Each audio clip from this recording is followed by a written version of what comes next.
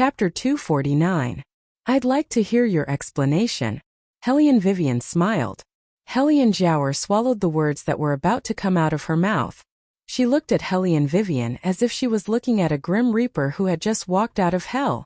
Who are you? You're definitely not Hellion Vivian. Hellion Jiaoer was on the verge of collapse as she roared. If it was that woman, how could she possibly force her to this point? Now, not only did she lose her face, but she was also hated by her closest younger sister. The most frightening thing was that she was actually going to marry an impotent man. That would spoil her. She had worked so hard for so many years, how could she fall to this point? You've changed since you woke up last time. Tell me, who are you? Hellion Jiaoer clenched her hands as she looked at Hellion Vivian with hatred and fear. Murong Changfeng pulled her. Jiaoer, calm down. If they continued to quarrel like this, the retired emperor might really betroth her to Huaiyan. If that happened, it would inevitably weaken the power of the four great clans. However, at this moment Hellion Jiaoer seemed to have been bewitched. She flung his hand aside and pointed at Hellion Wei, saying, Lord, don't tell me you're not curious. This woman. In the past she clearly only knew how to chase you everywhere. Now she's like a completely different person. Don't even mention chasing you. Even if you take the initiative to reconcile with her, she wouldn't even spare you a glance. How could the previous love-struck fool do such a thing? Hellion Jiaoer, that's enough. Murong Changfeng was exposed on the spot, so his expression naturally didn't look good. Hellion Jiaoer refused to give up. Her eyes were fixed on Hellion Vivian. Hellion Vivian curled her thin lips into a faint smile. I haven't changed. It's just that this death made me completely understand what you've taken away from me all these years. As she spoke, she slowly walked towards Hellion Jiaoer and said, I've said it before. I'll take back what belongs to me, little by little. Hellion Jiaoer, do you think this is the end? How naive. At that moment, Hellion Jiaoer seemed to see the shadow floating behind her. It was like a demon coming for her life. The faintly discernible silver hair scared Hellion Jiaoer so much that she fell heavily to the ground. What the hell was that? Just as the Hellion Jiaoer was about to take a closer look, a voice suddenly rang out. Then the silver hair disappeared. It was as if everything that had happened just now was just an illusion. But even so, it was enough to make Hellion Jiaoer's hair stand on end. Hellion Vivian bent down. Her figure was cold and handsome. She said softly in her ear, Don't forget, your mother hasn't been pulled down by me. You. Hellion Jiaoer's fingers trembled. She was so angry that a mouthful of blood overflowed from her throat. Hellion Vivian pulled on her collar and smiled faintly. Why is it so bloody? Where's your fairy image? Don't you want it anymore? Oh right. You're going to marry a eunuch. You're not in the mood to pretend anymore. Lian. Wei. Hellion Jiaoer coughed heavily as her blood rushed to her heart. However, Wei acted as if she didn't hear anything and stood up straight. She used a handkerchief to wipe the bloodstains on her fingers, and casually threw that handkerchief onto Hellion Jiaoer's body. That casual action was exactly the same as Beligaju's. Eunuch's son couldn't help but look at his master. Yet, that person's thin lips were curled up, and the light in his eyes unexpectedly revealed a kind of increasingly dripping coldness. His tone was very indifferent as he indifferently ordered, Eunuch's son, go make arrangements to let second Miss Hellion enter the family earlier. Yes. Eunuch's son bowed his head and accepted the order. Hellion Jiaoer's body stiffened. She was like a prisoner who was sentenced to death. Her whole body went limp on the ground. Hellion Vivian looked at this scene. Her thin lips curved slightly. Next. It was that pair of scumbag man and bitch. Hellion Guangyao and Su Yanmo. Thinking of this, Hellion Vivian quickly walked forward. She didn't forget that she had promised the ministers to detoxify the poison. As she walked, she ordered, bring out all the tubs from earlier. We'll start detoxifying the poison now. The guards hurriedly replied yes. They prepared everything according to the previous method. They set up firewood, made a fire, and steamed the wooden tubs. Sitting on the second floor, the man in white looked at the noise below. His fingers that were spinning the teacup paused.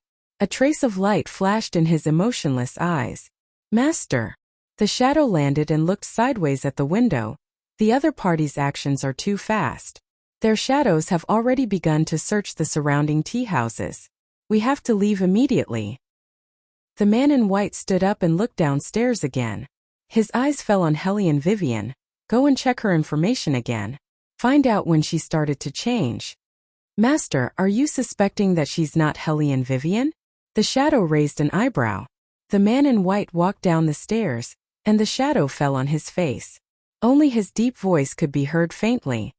I still don't believe that anyone can make such a big change in such a short time, unless there was something behind it. The man didn't continue. The light fell. Hellion Vivian, who was meditating, retracted her hand. Among the 10 people, 7 of them had returned to normal. The remaining 3 were taken home. No matter how the imperial physicians treated them, they all shook their heads. Some people said that those who were poisoned by the bone-eroding poison wouldn't survive a day. Some people said that this was self-inflicted. In order not to affect their power, they chose to hide the truth and sacrifice the lives of their grandson and granddaughter. They deserved it. Therefore, this time no one said anything about Hellion Vivian. Because through this incident everyone clearly realized one thing, that is, Hellion Weiwei really was no longer the trash that everyone could step on once or twice. First place in the martial chi competition. This meant that she was very likely to be a genius more powerful than Hellion Jiaoer. Up until now, no one had been able to tell what the attribute of her martial chi was. However, she had indeed won the competition. What those elders of the Hellion clan regretted the most right now was that they had driven her out of the clan. Otherwise, the current honor would definitely belong to them. How could the smart Hellion Vivian not see through their thoughts? When she reached out and took the first place silver box from the elder's hand, her face carried a faint ridicule. That elder gave Hellion Vivian a rare smile and was about to say something. A group of embroidered uniform guards walked over in a grandiose manner. They reached out and placed more than 10 boxes of gold in front of Hellion Vivian. That kind of extravagance almost made everyone gasp in surprise. Who has the money to do this? More than 10 boxes of gold in one go? Hellion Vivian subconsciously looked towards Beligaju. Chapter 250. The look in her eyes seemed to be saying, what is the meaning of this? Beligaju looked at her. His voice was very light, but it was difficult to hide his innate grace and magnificence. Betrothal gift. Betrothal gift? Everyone was stunned. They almost suspected that there was something wrong with their ears. At this time, people remembered that the famous third prince had chosen a consort not long ago. It seemed that he had said that whoever won this martial chi competition would be chosen as his consort. But even if Hellion Vivian was no longer a waste with her appearance, they all thought that the royal would use this as an excuse to reject the marriage. Unexpectedly, the royal actually ordered people to send more than a dozen boxes of gold to Hellion Vivian. And they even said that they were betrothal gifts. What a shocking bolt of lightning. Everyone looked at the glittering gold wooden boxes and was already a little dumbfounded. Could it be that whoever married into the royal family would have this much gold? Heavens! What kind of luck did Hellion Vivian have? Hellion Vivian was also a little unable to react, but what made her dumbfounded was not the pile of gold, but a certain highness's obsession with the betrothal gift. Since the start of the martial arts competition, a certain highness seemed to be competing with the word betrothal gift. Hellion Vivian wrinkled her willowy eyebrows, inevitably a little hesitant. This kind of hesitation in Beligaju's eyes changed its appearance, the corners of his mouth slowly rising into a smile. That smile was a little cold, reflected in his deep peach blossom eyes. At first glance, it gave people a feeling of evil and seductive. What? You don't want to accept it? It's not that I don't want to accept it. Hellion Vivian was quite distressed. It's that I don't know what to use as a dowry. After saying that, Hellion Vivian felt a little uncomfortable. She had never thought that one day she would have to discuss betrothal gift and dowry with a man in public with so many people. Sure enough, when she raised her head, the royal's expression was a little stunned. Since they had already talked about it, Hellion Vivian didn't care anymore. I'll make it up to your highness before the wedding. Bailey Jiaju hummed in acknowledgement, with a faint evil aura that only she could see. Hellion Vivian felt her cheeks inexplicably warm. If she had known, she wouldn't have asked anything and silently accepted it. Looking at Hellion Vivian's appearance, Murong Changfeng, who was standing below the stage, firmly clenched his fists. She was going to get married. He wasn't her husband. All this time he didn't know what Hellion Vivian meant to him. He really hated her pestering him, but he didn't want her to pester others. If he hadn't annulled the engagement back then, wouldn't he have been the one to become her husband? Once this idea was formed, Murong Changfeng's heart felt as if there were countless ants crawling inside, unspeakably stifling. The retired emperor was overjoyed. He said good 3 times in a row, then turned his head and ordered, "Go and inform the general's residence that the wedding will be held in 10 days. 10 days? Wouldn't it be a little rushed?" Everyone looked at each other. This was completely forcing the marriage. Presumably, the reason why the royal family wanted to marry Hellion Vivian was also because of the retired emperor. Not only did the unimportant people think so, even the death warriors from Ghost Palace also thought so. "By May, let's fly down and get rid of this woman for His Highness." A woman dressed in black hid in a corner, her eyes flashing with jealousy. The woman called By May pulled the woman in black and lightly shook her head. "No, Heizhu. You will ruin His Highness's plan." But to let such an ugly woman into the palace, His Highness is obviously unwilling. Heizhu clenched the long sword in her hand. By May frowned. No one can make His Highness do things that he is unwilling to do. During this time we haven't been by His Highness's side, so we don't know the situation. So Heizhu, don't interfere in this matter. But His Highness clearly only has sister in his heart. There is no reason for him to choose a dark and ugly woman. Moreover, you just saw her methods, that kind of vicious and vicious. His Highness will not like this kind of woman. Heizhu said angrily and wanted to fly down. Shadow's figure moved and blocked in front of her. His eyes were calm. By May is right. No one can make His Highness do things that he is unwilling to do. I advise you, it's best to put away your thoughts. Don't mention the past in front of the princess. Even if His Highness cares about these 10 years of old, he still doesn't like anyone to talk too much. Moreover, this time, His Highness called you back to protect the princess before the wedding, regardless of day or night. Princess.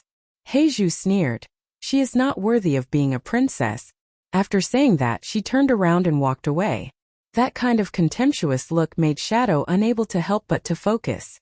In the crowd, no one noticed that just under the crowded stage, a man in a white robe narrowed his eyes slightly. When he looked at Hellion Vivian, there was a dark light in his eyes. Seemingly having noticed this extremely strong presence, Wei Wei abruptly turned her head around, only to see within the enthusiastic crowd, a man in white fluttering clothes lightly turned around, only leaving behind an ink-splashed back view like water. After half an hour, the general's residence. Hellion Guangyao was certain that Hellion Jiao Air would win, so he didn't rush to the scene. Shock flashed across his face, making his entire face look somewhat stiff. Inconceivable, unimaginable, but absolutely not a pleasant surprise. Eunuch Sun held a white horsetail whisk in one hand and the imperial edict in the other. After he finished reading, the corners of his mouth were still smiling. After seeing Hellion Guangyao's reaction, he was slightly stunned, but quickly smiled and said, "Congratulations, my lord. This time the general's residence is a double blessing. All 3 daughters are going to be married, how rare." But Su Yanemo did not seem to hear what Eunuch Sun said next. Her fingers were firmly pressed on the maid's arm. Even the muscles on her face were stiff. "This is impossible. How can Jiao Air lose? This is impossible." Saying that, she raised her head. "Eunuch Sun, this imperial edict is not wrong. How can the retired emperor, how can he betroth Jiao Air to a eunuch?" Su Yanemo always knew how to hide her emotions, but today, she questioned the authenticity of the imperial edict. Even her voice was sharp and harsh. This was simply not like her. The daughter she raised with care was now going to be married to a eunuch. How could she accept this? Su Yanemo held her head dizzily. The maid standing next to her quickly reached out to support her. Eunuch Sun's expression was indifferent as he held the imperial edict. Listening to Madame Su's words, "Are you blaming the retired emperor?" "Eunuch Sun, my wife definitely did not mean that." Hellion Guangyao quickly opened his mouth to explain, but his heart felt like it was being crushed by a huge rock. He did not expect that things would turn out like this. Chapter 251. Eunuch Sun was a smart person. He could see through the two people's thoughts at a glance. He had taken a lot of money from Helian Guangyao on a daily basis, plus he thought that this was their princess's father, so he said a few words to Helian Guangyao. My lord, it's not that I'm being nosy, but this is your blood, you can't be too biased, be careful not to try and bring disaster upon you. Eunuch's son is right, Eunuch's son is right. Helian Guangyao forced a smile, but his heart was already surging with waves of emotions.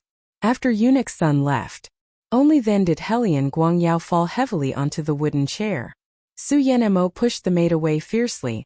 My lord, our Jiao heir must not marry into the Huai residence. You think we can't just because you say so? That's the imperial edict of the retired emperor. Helian Guangyao also roared, then sighed deeply. Forget it, since things have come to this, we can only bring her back.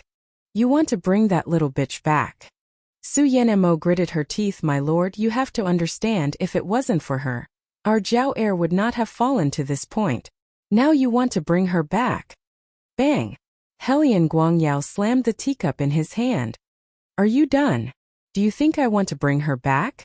Helian Guangyao's face looked more than 10 times gloomier than usual. Once she comes back, it's very likely that those who follow the wind will change their minds. Don't forget, the hidden army left behind by the old master is still there.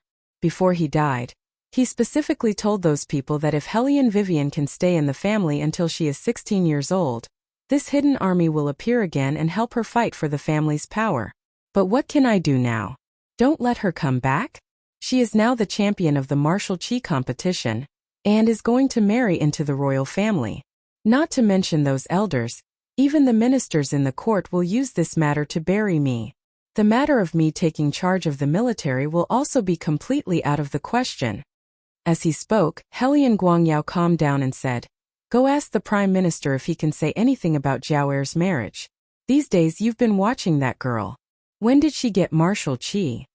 Su Yanmo shook her head and felt her body go weak. She had never thought that the little bastard would still have a trick up his sleeve right under her nose. Logically speaking, her martial chi should have been completely broken. How could it still be there today? Furthermore, the people sent by the elders had told her that they had already gotten rid of her. How did she survive and appear in the martial chi competition? It was as if he couldn't be killed no matter how hard he tried. She didn't seem like the Helian Vivian she was familiar with at all. Master, I keep feeling that there's something strange about that little bitch. Su Yanmo fiddled with the prayer beads in her hand. She wasn't like this in the past. She changed completely after she fell into the water that day. Do you think something happened that day that we don't know about? This is indeed strange. Helian Guangyao also didn't understand how his money-losing daughter became so powerful all of a sudden. Su Yanmo's eyes narrowed, emitting a faint venomous light. Looking at her appearance, she doesn't seem to be an imposter. Instead, her personality has changed. When I was young, I heard people say that there was a fox fairy possessing a body. Fox spirit possessing a body? You're saying that she's very likely to be possessed by an evil spirit? Helian Guangyao raised his eyebrows. A glimmer of light flashed in his eyes. Yes. Su Yanmo lowered her eyes, bursting with poisonous light. If that's the case, then not only will she not be able to return to the general's residence, she will also be thrown into the dungeon and interrogated by the priests. In the Dragon War Empire, no one will allow a possessed person to marry into the royal family and become a princess. As long as this matter is exposed at the right time, Master, you won't have to worry about that hidden army. Helian Guangyao sat up straight. You're thinking of during her wedding. She caused so much harm to our Jiao heir, and she wants to marry into the royal family happily? Ha, dream on. Jiao heir has been in love with the royal family since she was young. It should be Jiao heir who gets married. It's that little bitch who doesn't know what's good for her, so don't blame me for being ruthless. Gotcha. Helian Vivian finished the last piece of armament and displayed it on the table. Her lips curled into a smile. She would give this to the royal family as a return gift. She stood up and stretched. As she walked out, she yawned. She looked at the black and white people standing outside and said, You two go back to the imperial palace and tell the third prince that I have something to discuss with him. Bai Mei was about to nod. The gorgeous Heizhu sneered. Eldest miss, you should focus on preparing the betrothal gifts. His Highness must be busy and can't find the time. If there's anything, wait until you see His Highness. Hearing this, Hellion Vivian slowly narrowed her eyes and looked at her with her arms crossed. She didn't say anything and only curved her lips into a smile. Seeing this, Bai Mei reached out and touched Heizhu, wanting her to be more careful. Heizhu still kept her chin up. Bai Mei took a step forward. His Highness is indeed busy. After the retired emperor was poisoned, His Highness has been investigating this matter. But if the princess is looking for His Highness should rush over. I will go and inform His Highness. Hellion Vivian looked at her lazily and didn't speak. Heizhu began to speak in a strange tone. Bai Mei, our task is to protect the eldest miss. We are not at His Highness's command. We are His Highness's maids. If we do something that doesn't suit our status, it will cause trouble for His Highness. Bai Mei felt that this was too much. But Hellion Vivian opened her mouth. Her voice was faint and unfathomable. Eunuch's son, I can't order His Highness's people. Why don't you go there personally? Eunuch's son's scalp was numb. After a few days of getting along, he knew better than anyone that although the princess looked like she didn't sit properly, she was indeed elegant and intelligent. If you don't provoke her, she is always polite to people. But if you provoke her... Eunuch's son thought about the fate of those people before and inexplicably shuddered. When he looked at Heizhu, he frowned. Heizhu was still disdainful. Obviously, she thought that Hellion Vivian was afraid of her. When Eunuch's son saw this, he couldn't help but find it funny. Afraid? This princess was not even afraid of His Highness. Why would she be afraid of a death soldier? Putting aside the conspiracy and calculation, just her way of doing things was not moving. She was not angry and directly asked him to go. Don't think that by doing this she was gentle. That was because she was too lazy to fight with a maid. What kind of person was His Highness? How could he not understand the princess's meaning? This was clearly saying, I can't even use the people you sent me. Hurry up and go back to where you came from. Chapter 252. A Jew were about to get married. After discussing business, Nangonglai put down the teacup in his hand and smiled evilly. How do you feel? Finally caught the prey. This guy won't lose interest in this, right? Bailey Jiaju only sneered as he sat on the wooden chair. His posture was much more hostile than usual. He reached out and loosened his collar. The corners of his mouth were full of mockery. You can also try to get married once. Don't. Nangonglai coughed heavily. Don't you think about me. I'm not like the He family's young master who fooled around with the prey you set your eyes on. The two of them even got some gold card, one engraved with Wei, the other engraved with Sei. You're not stupid. Beligaju's tone was indifferent as he stood up and strolled to the side of the mural.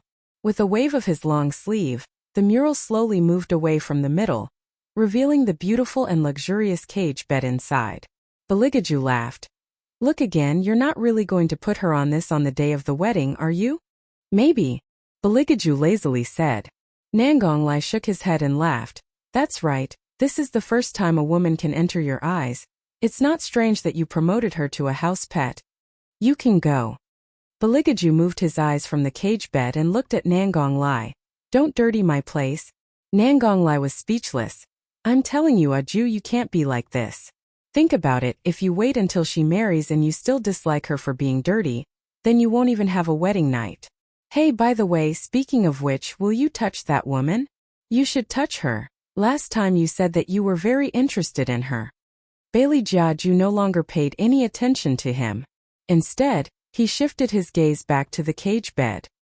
He thought that the person who only knew how to stretch her claws at him was about to move in. The corners of his mouth slightly curled up, revealing a trace of a smile. Nangonglai still wanted to say something, but Eunuch Sun's report came in from outside. When Beligaju heard Eunuch Sun's words, a faint light appeared in his cold eyes, as if he was pondering something. Nangonglai also laughed. The corners of his mouth curled up with evil intentions. He was indeed worthy of being their boss. He even had such a way to deal with the people around Aju. In his opinion, things would definitely be interesting later on. He really wanted to follow them to watch the show, but before Aju left, he actually threw all the tasks to him. Why was he always the one who had to work so hard? Nangonglai took the seal and stamped it one by one with resentment. Suddenly, his eyes lit up. Speaking of which, Aju is about to get married. As a good friend for so many years, how can I not give him a big gift? Young Master Lai, you better not provoke His Highness anymore. The little attendant beside Nangong Lai thought to himself. His Highness is in a good mood recently. He didn't kick you, but you can't always be so reckless. Nangong Lai smiled wickedly at the little attendant. What's wrong? Do you feel sorry for your master? My master now is you. The little attendant lowered her eyes, and her long eyelashes fell down. It was not difficult to see her true gender. Nangong Lai smiled coldly. It's good that you can recognize your identity. The little attendant did not speak. Nangong Lai held his chin and said in a deep voice, Don't worry, Aju will definitely like the gift I give him. As he said, he reached out and trapped the little attendant on the desk. For example, what you used on me, I will use it on Hellion Vivian. What do you think? The little attendant bit her lips. What? Nangong Lai reached out and pushed her long hair away. Where did your courage go? You dare to go to my bed, but you don't dare to look at me? The little attendant's face was hot, but her eyes were firm. This matter has nothing to do with His Highness and the princess. It's my own fault. You also know that it's your fault. Nangong Lai reached out and lifted her chin. His tone was cold. Then don't talk too much. The little attendant did not want to cause any unhappiness between Master Lai and His Highness because of her fault. If only she did not like the person in front of her. She knew that the prodigy priest was unattainable, but she still had thoughts that she should not have. The little attendant sighed in her heart as she stared fixedly at Qin Wentian. It was because she wanted him too much that their relationship had entered a dead end. It was all her fault. What are you thinking about? Do you think it's better to stay with me than with Aju? Nangong Lai sneered and leaned over, biting the little attendant's lips directly. At dusk, in a corner of the academy, Hellion Vivian was lying lazily on the grass, basking in the sun, and her face was covered with an ancient book.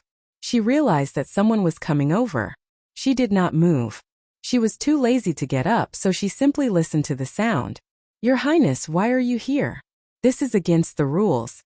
Her skirt flashed, and her black hair bloomed in front of Beligaju like a flower. There was obvious surprise and joy on her gorgeous little face. Beligaju turned his head and glanced at her. His eyes were extremely cold. Heiju was stunned, and there was a lot of chill in her heart. She did not dare to speak more, and directly lowered her eyes. Shadow, take her away. Bailey Jiaju's voice didn't seem to have any ripples, indifferent as usual.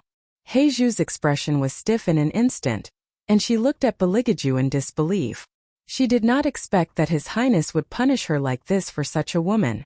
Aning did not care about her expression, and took her away as usual. He took the thorny wooden stick and sighed slightly.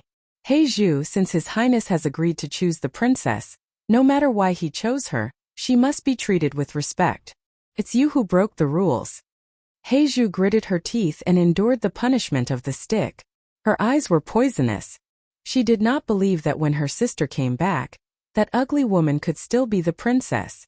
Her sister was the rightful owner. This ugly woman was just a chess piece of His Highness. A long wind blew, and Hellion Vivian listened to the sound and was about to get up.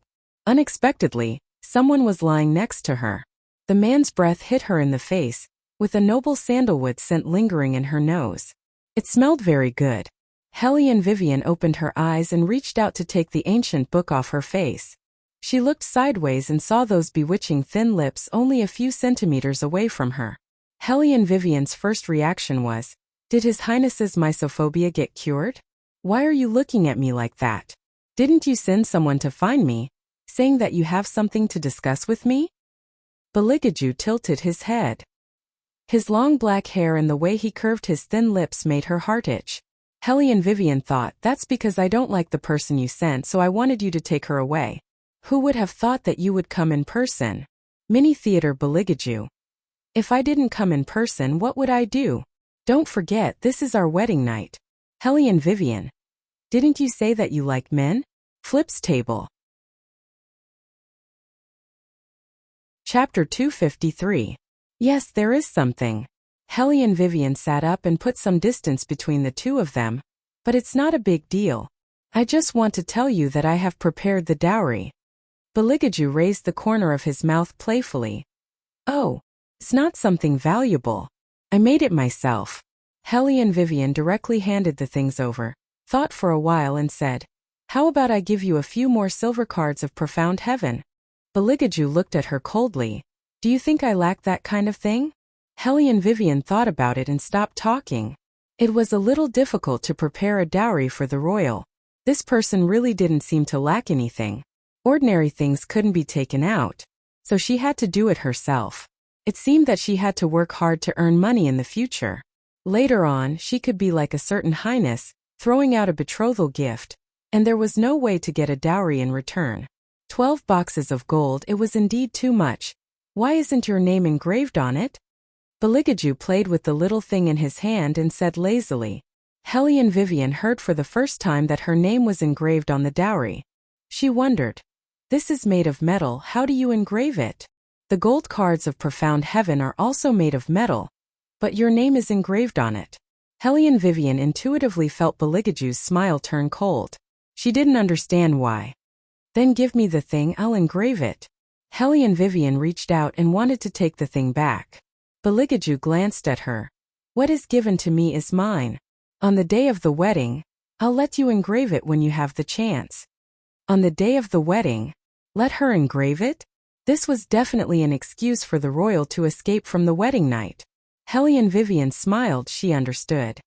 Okay, you keep it first. When I'm done with the bullets, it will be complete. In fact, the most difficult part was the bullets. She was still trying. Hellion Vivian stretched her waist. The curve of her waist was very beautiful. Beligaju's eyes paused on her body. His eyes slowly darkened as he said slowly, how's the wedding dress fitting? Wedding dress? Hellion Vivian raised her eyebrows and said indifferently, I haven't tried it on yet. I'll just wear it when the time comes. Let's try. Although Beligaju was elegant and indolent, the dominance in his bones remained unchanged.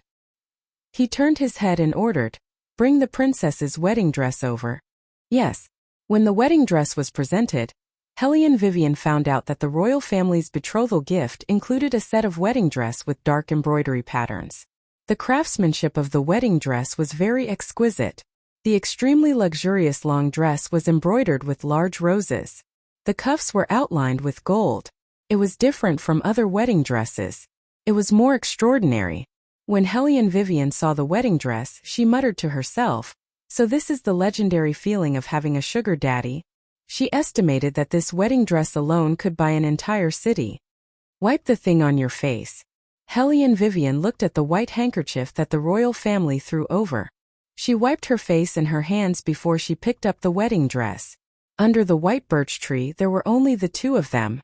There were shadows standing outside, so no one dared to come close. Hellion Vivian's fingers were very white, even and long. Now with the bright red color it was very eye-catching. It was easy to imagine her lying on a soft bed. Beligaju's eyes darkened. He suddenly reached out and grabbed her wrist. Hellion Vivian looked at him in confusion. Beligaju lifted the wedding dress that was dragging on the ground. Under the silver mask, his long and thick eyelashes were half closed. His tall nose made him look very handsome at this time. Hellion Vivian didn't expect that a certain highness would help her. She smiled and said, this wedding dress is a bit big. Yes. Beligaju held her wrist with his palm facing up. Hellion Vivian's fingers gently rested on his wrist. The two of them held the wedding dress together. Uneasily, her fingertips brushed against his slightly cold skin. Hellion Vivian could feel a slight friction on the back of her hand. She didn't know if it was his robe or his hand. Her face was very close to him. She could smell a faint cold breath. Hellion Vivian thought about it and said, I'll just put it on. If he didn't leave, she couldn't change. Hearing this, Bailey Jiaju only glanced at her. Those eyes were extremely dark, always giving people a kind of bewitching feeling. He also didn't say anything more, turned his back, but the corner of his mouth raised a trace of an arc. Originally, Hellion Vivian wanted to take care of the wedding dress in 2 or 3 moves. But here came the problem. Why was it so difficult to wear ancient clothes? Woman, do you know how to wear it or not? Yuan Ming lazily yawned in the fantasy space. How long have you been fiddling with this? Why haven't you even found the cuff? Helian Weiwei absent-mindedly stopped her movements and used her consciousness to communicate with Yuan Ming. You can shut up now. When I was in modern times, I very rarely wore dresses. The ancient Chinese costume was used to test my intelligence. What? The wedding dress is not suitable? Beligaju, who didn't hear the movement, slightly tilted his head. Helian Vivian looked at the back of the tall and straight ghost standing in front of her. She gently coughed twice. I'm still thinking about how to wear it. Beligaju didn't say anything. Helian Vivian continued. Let's wait until the wedding day to wear it. As she spoke, Helian Weiwei wanted to tear off the wedding dress that was only half covered. But unexpectedly, halfway through, her fingers were pressed down by someone. Helian Vivian saw the tall and straight figure bend forward slightly. It looked like he was going to help her put on the wedding dress. Give me your left hand. This wedding dress is too complicated. The sleeves are layered on top of each other. There are crystals inlaid at the bottom. I'm afraid that I will tear the wedding dress with brute force. Helian Vivian felt that it was necessary to explain why she didn't know how to wear ancient clothes. Otherwise, if His Highness thought that her intelligence was too low, it wouldn't be good. This would affect their future cooperation. Beligaju looked at her indifferently. There was a very calm understanding in his eyes. Why are you so calm? What do you mean by understanding?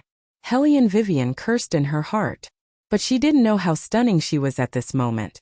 She, who had regained her true appearance, was already very beautiful. At this moment her white cheeks were a little rosy. Her fiery red robe was as smooth as silk. Under the dusk she had a porcelain beauty. Half of her long black hair fluttered gently on the wedding dress, while the other half snaked down her straight back. She looked very beautiful. Beligaju looked at the girl who was still talking. Because she lowered her head to tidy up the wedding dress, her jet black hair fell slightly. Because of this, her white neck was drawn into a delicate curve. Beligaju inexplicably felt that this posture was very seductive.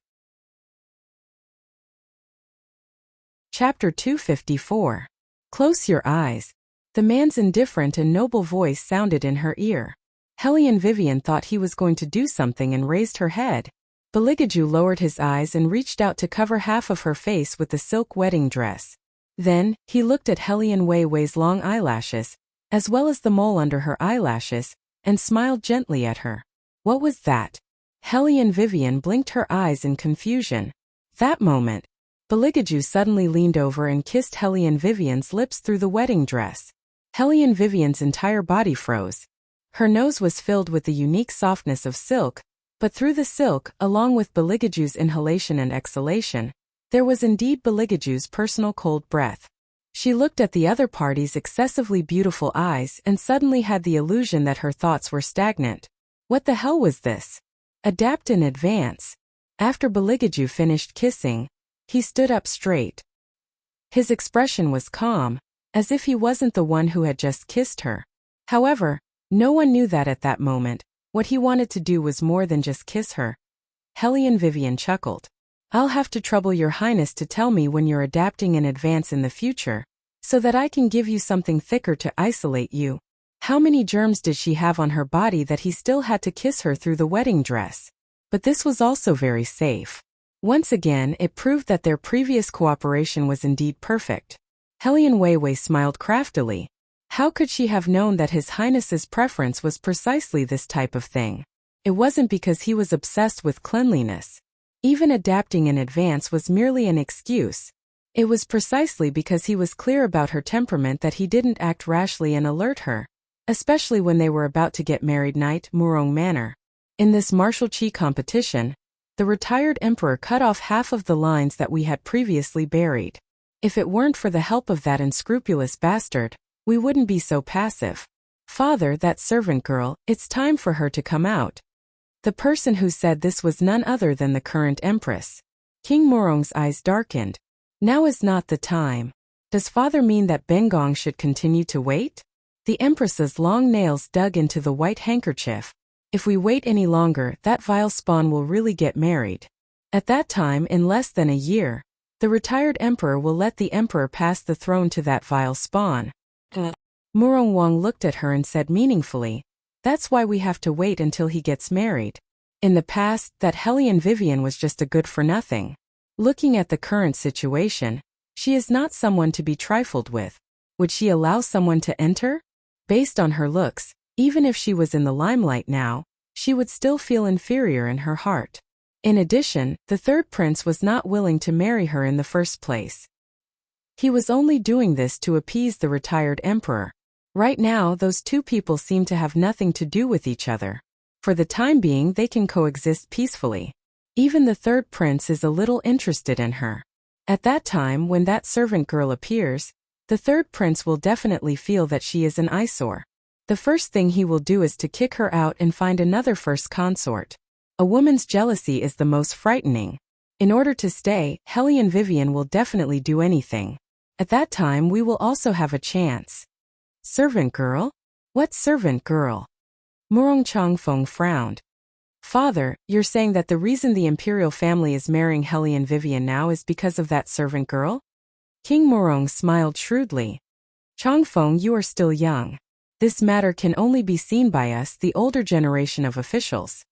The reason the third prince married Hellion Vivian in such a high-profile manner is only to use her. Otherwise, why do you think he would choose Hellion Vivian? It is only so that he can easily kick her away in the future.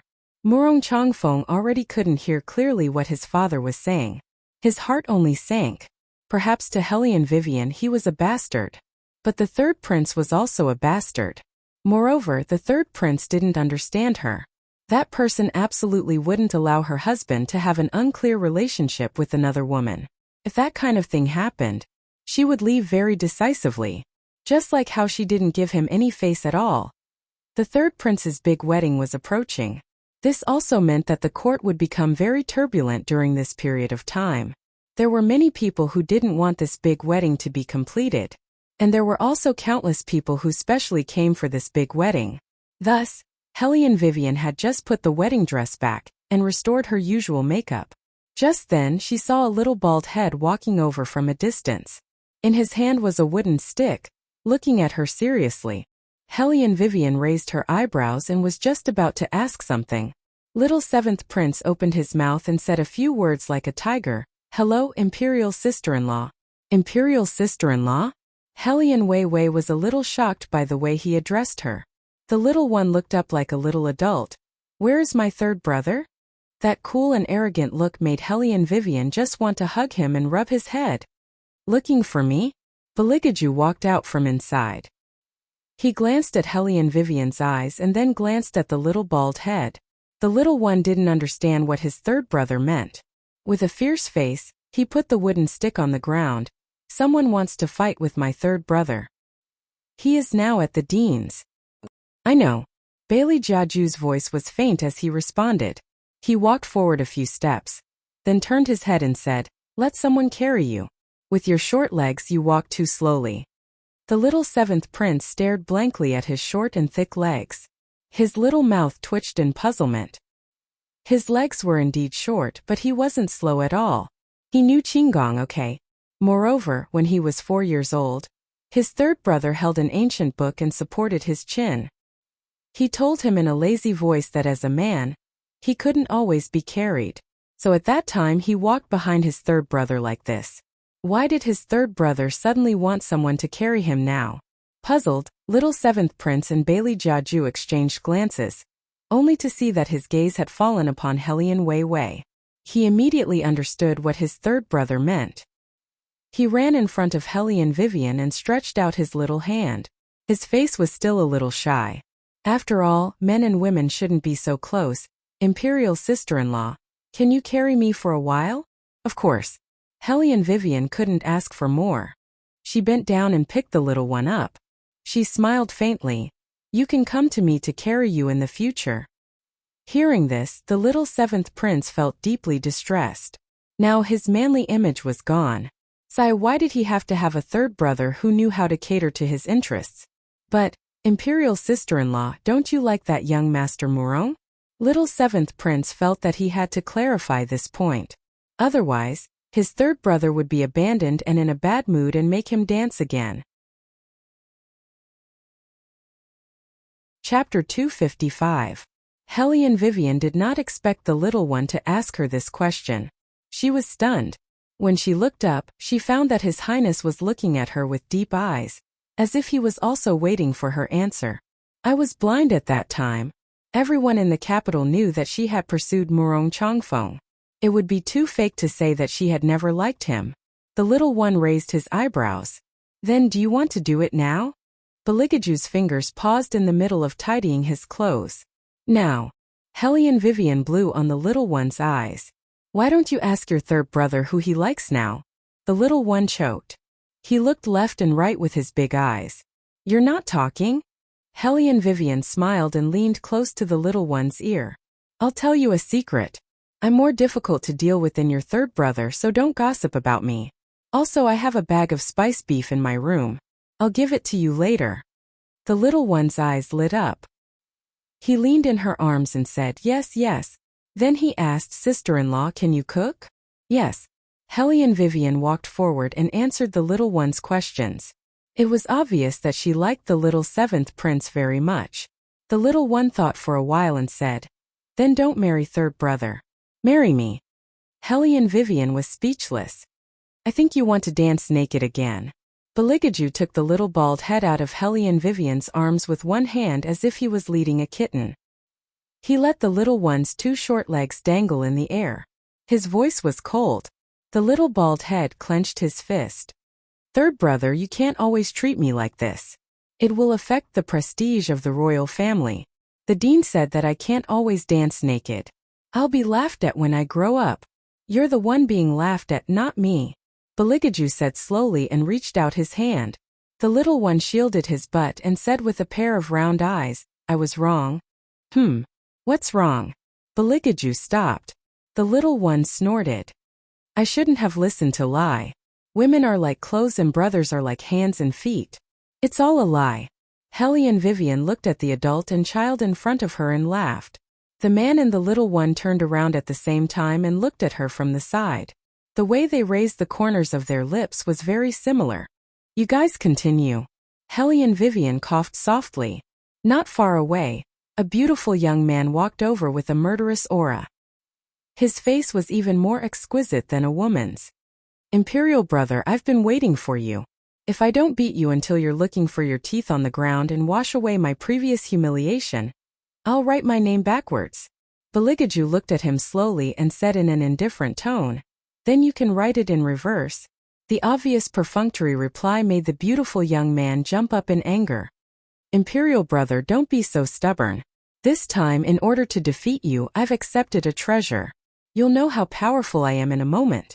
After saying that, a whirlwind appeared behind the beautiful young man.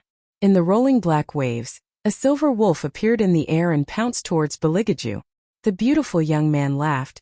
Imperial brother, now you know how powerful I am. My silver was contracted in the spirit forest. It's different from other mythological beasts. Other than me, it's not afraid of anyone. The shadow of the tree swayed. Beligaju didn't move at all. He only looked at the silver wolf that was pouncing towards him and narrowed his dark eyes dangerously. It was as if he could see light. The silver wolf hurriedly came to a stop. Then, step by step, he retreated back to where he came from. Hellion Vivian. What happened to not being afraid of anyone? The beautiful young man was also dumbfounded. He hugged the trembling silver wolf. His large eyes read, Silver, what's wrong with you, Silver? Poor little silver wolf, as soon as it left the forest, it met someone it shouldn't have met. Yuan Ming's voice rang in Hellion Vivian's ears. How much of a shadow will this bring to its future cultivation? Hellion Vivian raised her eyebrows. You seem to know a lot about the third prince. Yuan Ming replied meaningfully. At least I know that he's not to be trifled with. But you have to dance with wolves in the future.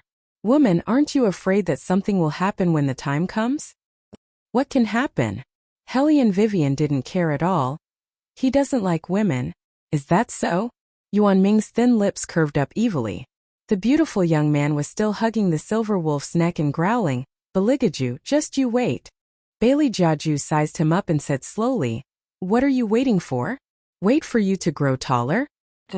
It had to be said that the royal family was indeed an expert at angering people to death. Everyone knew that what Armament City's little tyrant hated the most was his height, which couldn't grow. Ah! Hearing Beligaju's words, the beautiful young man was so stifled he almost strangled the silver wolf in his arms. Little seventh prince seemed to have long been accustomed to his third brother's style. He ran over and patted the beautiful young man's head, his voice full of vigor. "Cousin, don't be sad. No one thought you could beat third brother. You comforting me like this, I won't be happy at all." What did he mean by, "No one thought you could beat third brother"? Phew, let him catch his breath first. "You're here to attend the wedding?" Beligaju walked over and looked down at the beautiful young man whose face was full of defeat. Under normal circumstances, the overlord of Armament City couldn't leave the city. The beautiful young man brushed aside the weeds on his head. "What do you think? Chi, I really feel sad for the girl who's going to marry you. She definitely doesn't know that you're not interested in girls at all." Hellion Vivian originally wanted to be a wallflower, but after hearing the beautiful young man's words, she lightly smiled and shook his hand. "Brother, I know, fuck, how could she be his partner?" The beautiful young man was slightly at a loss. She agreed to marry his royal brother like this. There must be some secret that couldn't be seen. Beligaju looked at the two people who appreciated each other, coldly laughed and strolled over. "Since you're already here, how much do you plan to give as a gift?"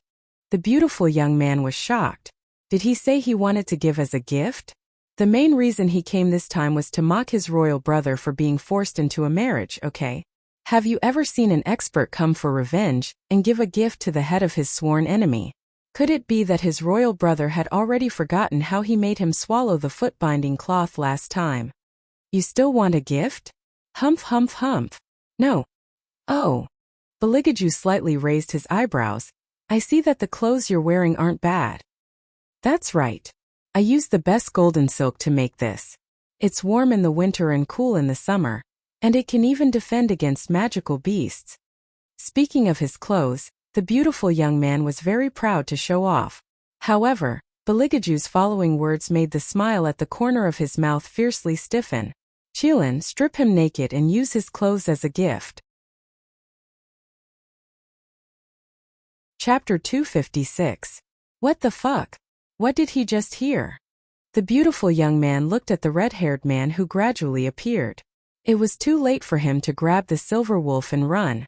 Fortunately, Fire Chilin still had a conscience and knew to give him a pair of underwear. But this was too much. How could he go back? This was the White Academy where people came and went. "Young master." When the people from Armament City rushed over, they saw their own arrogant and overbearing master squatting in the underbrush with a flushed face, being pointed at and gossiped by countless female students passing by. There were even some female students who directly screamed and turned around to leave, not forgetting to curse when they turned around. "Rogue." That shadow guard swallowed his saliva and called again. "Young master." The beautiful young man's angry face was even more stunning than usual. He took the robe handed over by his subordinate and draped it over his body. It was as red as fire. His eyes slightly darkened. "Shut up." "Yes." The shadow guard thought for a moment and said, "But I'm looking for you to tell you that there's a way to break the curse on your body." Hearing this, the beautiful young man suddenly looked back. "What did you just say?" "Say it again." "There's a way to break the curse on your body." The shadow guard respectfully lowered his eyes. The Han family, generations of masters. They would all be cursed because they had once offended that legendary man. Every generation of patriarch would grow up extremely slowly. Now thousands of years had passed and there was no trace of that man. Their Han family could finally break this curse. The beautiful young man looked at the figure under his feet. His long sleeves slightly floated, and the corner of his mouth hooked up into a cool smile. The tip of his tongue licked his thin lips. "Then what are we waiting for? I really can't wait to see if I'm more powerful or royal brother when we become adults." Pitter-patter. The sudden raindrops pitter-patter hit the wooden window. Since returning from the martial chi competition, the Hellion Jiaoer had shut herself in the room and didn't even go out. She would make a fuss once or twice every day, and no servant dared to go in to serve her. Su Yanemo saw this and her heart ached. "Jiaoer, you have to eat something." "I can't eat." When the Hellion Jiaoer saw Su Yanemo, she clenched her fists and punched the wooden bed. Mother, why did the royal family choose that little bitch? That little bitch isn't even 1/100th of my looks. What is His Highness thinking? Su Yanmo caressed her beloved daughter's long hair and said with a sinister look in her eyes, "The third prince needs a princess consort to shut the mouths of the ministers. That little bastard is just lucky to be used as a pawn by the third prince. However, with her looks, the third prince will not be sincere to her. Then why did His Highness betroth me to a eunuch? I can't accept this. I should be the one marrying into the imperial palace." Su Yanmo looked at her beloved daughter's red eyes and said in a gloomy voice, "Zhao heir, don't worry. Mother won't let that little bitch get away with it so easily. Mother has arranged everything. Didn't you say that the little bitch didn't look like herself? I also suspect that she has been possessed. The third prince's wedding will be attended by eminent monks from all over the country. When the time comes, Mother will make sure that little bitch shows her true colors. She won't even be able to enter the imperial palace." Possessed? Helian Jiaoer blinked her teary eyes and remembered what happened before. She shuddered and reached out to grab Madame Su's hand. "Mother, there's something that I always thought I saw wrong. Now that I think about it, it's not impossible. On the day of the martial qi competition, there seemed to be a shadow following behind that little bitch. Do you think that shadow is the person who is occupying Helian Vivian's body now?" Su Yanmo was only guessing before. Now that she heard her beloved daughter say this, her whole body trembled. "Zhao heir, why didn't you tell me this earlier? I just remembered it today." Helian Jiaoer paused. Su Yanmo patted her hand. "If she has really been possessed, we don't need to teach that little bitch a lesson. The whole world will ostracize her. Just wait and see. Mother will definitely taste the feeling of being despised by thousands on the day of the wedding." The day of the wedding? Why wait until the day of the wedding? Helian Jiaoer's eyes were sinister. "Your daughter wants that little bitch to die right now." Su Yanmo tapped her forehead. "You little girl, why don't you think about it? If we don't wait until the day of the wedding, how am I going to make use of those eminent monks? Over the years, the eminent monks have always chanted the scriptures on the prince's wedding. This time we just need to change the scriptures slightly, and let those eminent monks force out the evil in Helian Vivian's body. That little bitch will have reached the end of her journey." Creaked, the graceful and luxurious wooden door slowly closed. Deep in the palace, a shadow walked in and knelt on the ground. "Your Highness." Beligaju put down the scroll in his hand. His fingers rested on the throne while his other hand lazily supported his chin. He said coldly, "Speak." "The matter has been investigated." Shadow lowered his eyes. "Miss Helian is indeed the miss of the past. As for her temperament, it is said that after she was divorced, she couldn't think straight and jumped into the river. After she was fished out, there was a change. According to the maids of the defense division, they were also very surprised that someone who jumped into the river could actually survive." Beligaju didn't speak. His fingers slowly turned the black jade ring on his little finger. Shadow sized up his master's expression. "Your Highness, do you think it could be?" The word possession was not out of his mouth. Beligaju interrupted him. "Seal off all news.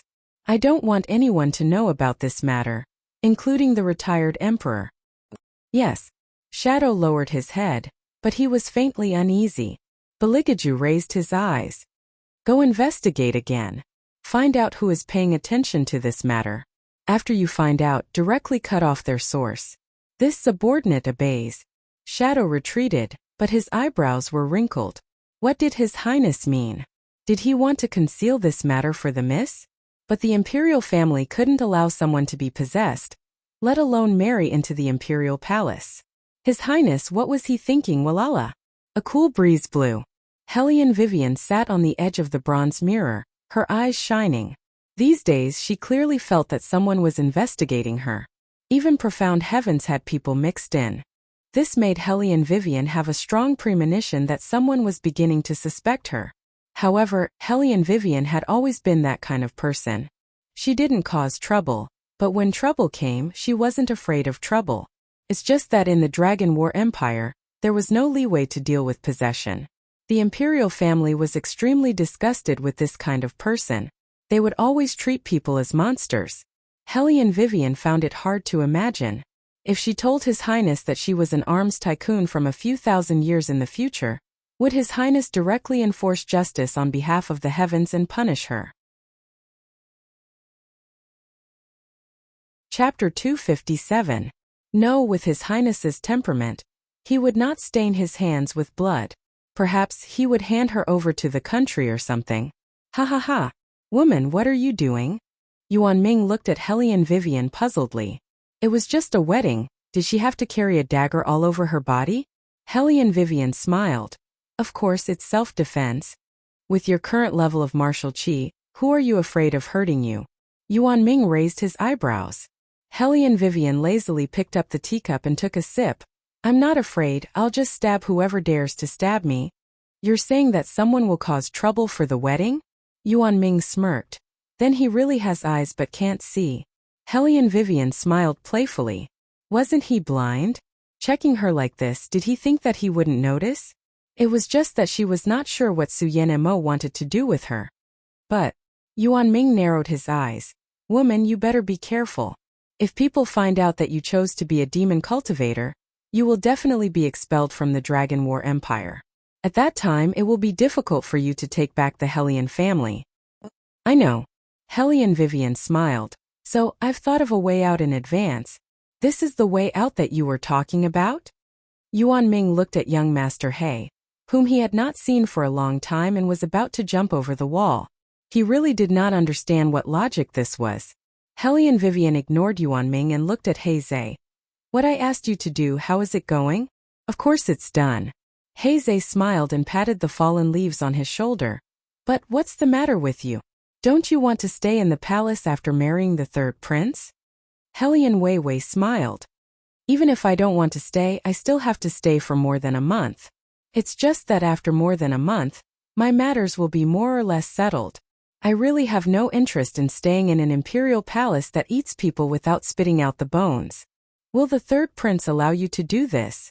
His eyes was very doubtful. Hellion Vivian raised her eyebrows. We've discussed this before. It's not a problem. All right then. His still frowned. But why do you want to change your identity? Because at that time there would definitely be people who would investigate her thoroughly. No matter how powerful she would not be able to withstand being treated as a monster and used as a barbecue. To start afresh. Hellion Vivian smiled faintly. My main purpose is to take revenge, and the third prince's purpose is to deal with the retired emperor. After this matter is over, I will change my identity and be free and unfettered. It will be more comfortable. Hellion Vivian was speaking the truth.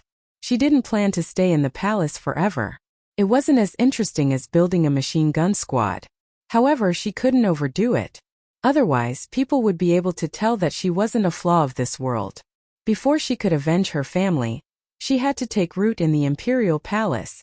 Not only did it have to germinate, but it also had to secretly help Beligaju obtain that supreme position. Because that was their engagement. His eyes lit up, as if he was relieved. It's good that you can think like this. He was worried that she would fall too deep, and it would not be easy to clean up when the time came. One had to know that that woman would be back very soon. At that time, how could there still be a place for Hellion Vivian in the imperial palace? Hellion Vivian keenly sensed that there was a hidden meaning in his words. What do you mean by that? His was just about to open his mouth. A roar came from the other side of the wall. Where's that stinking brat? Where did he run off to be free and unfettered? His expression changed. He pressed his forehead as if he was having a headache. I'm leaving first. See you another day. Okay.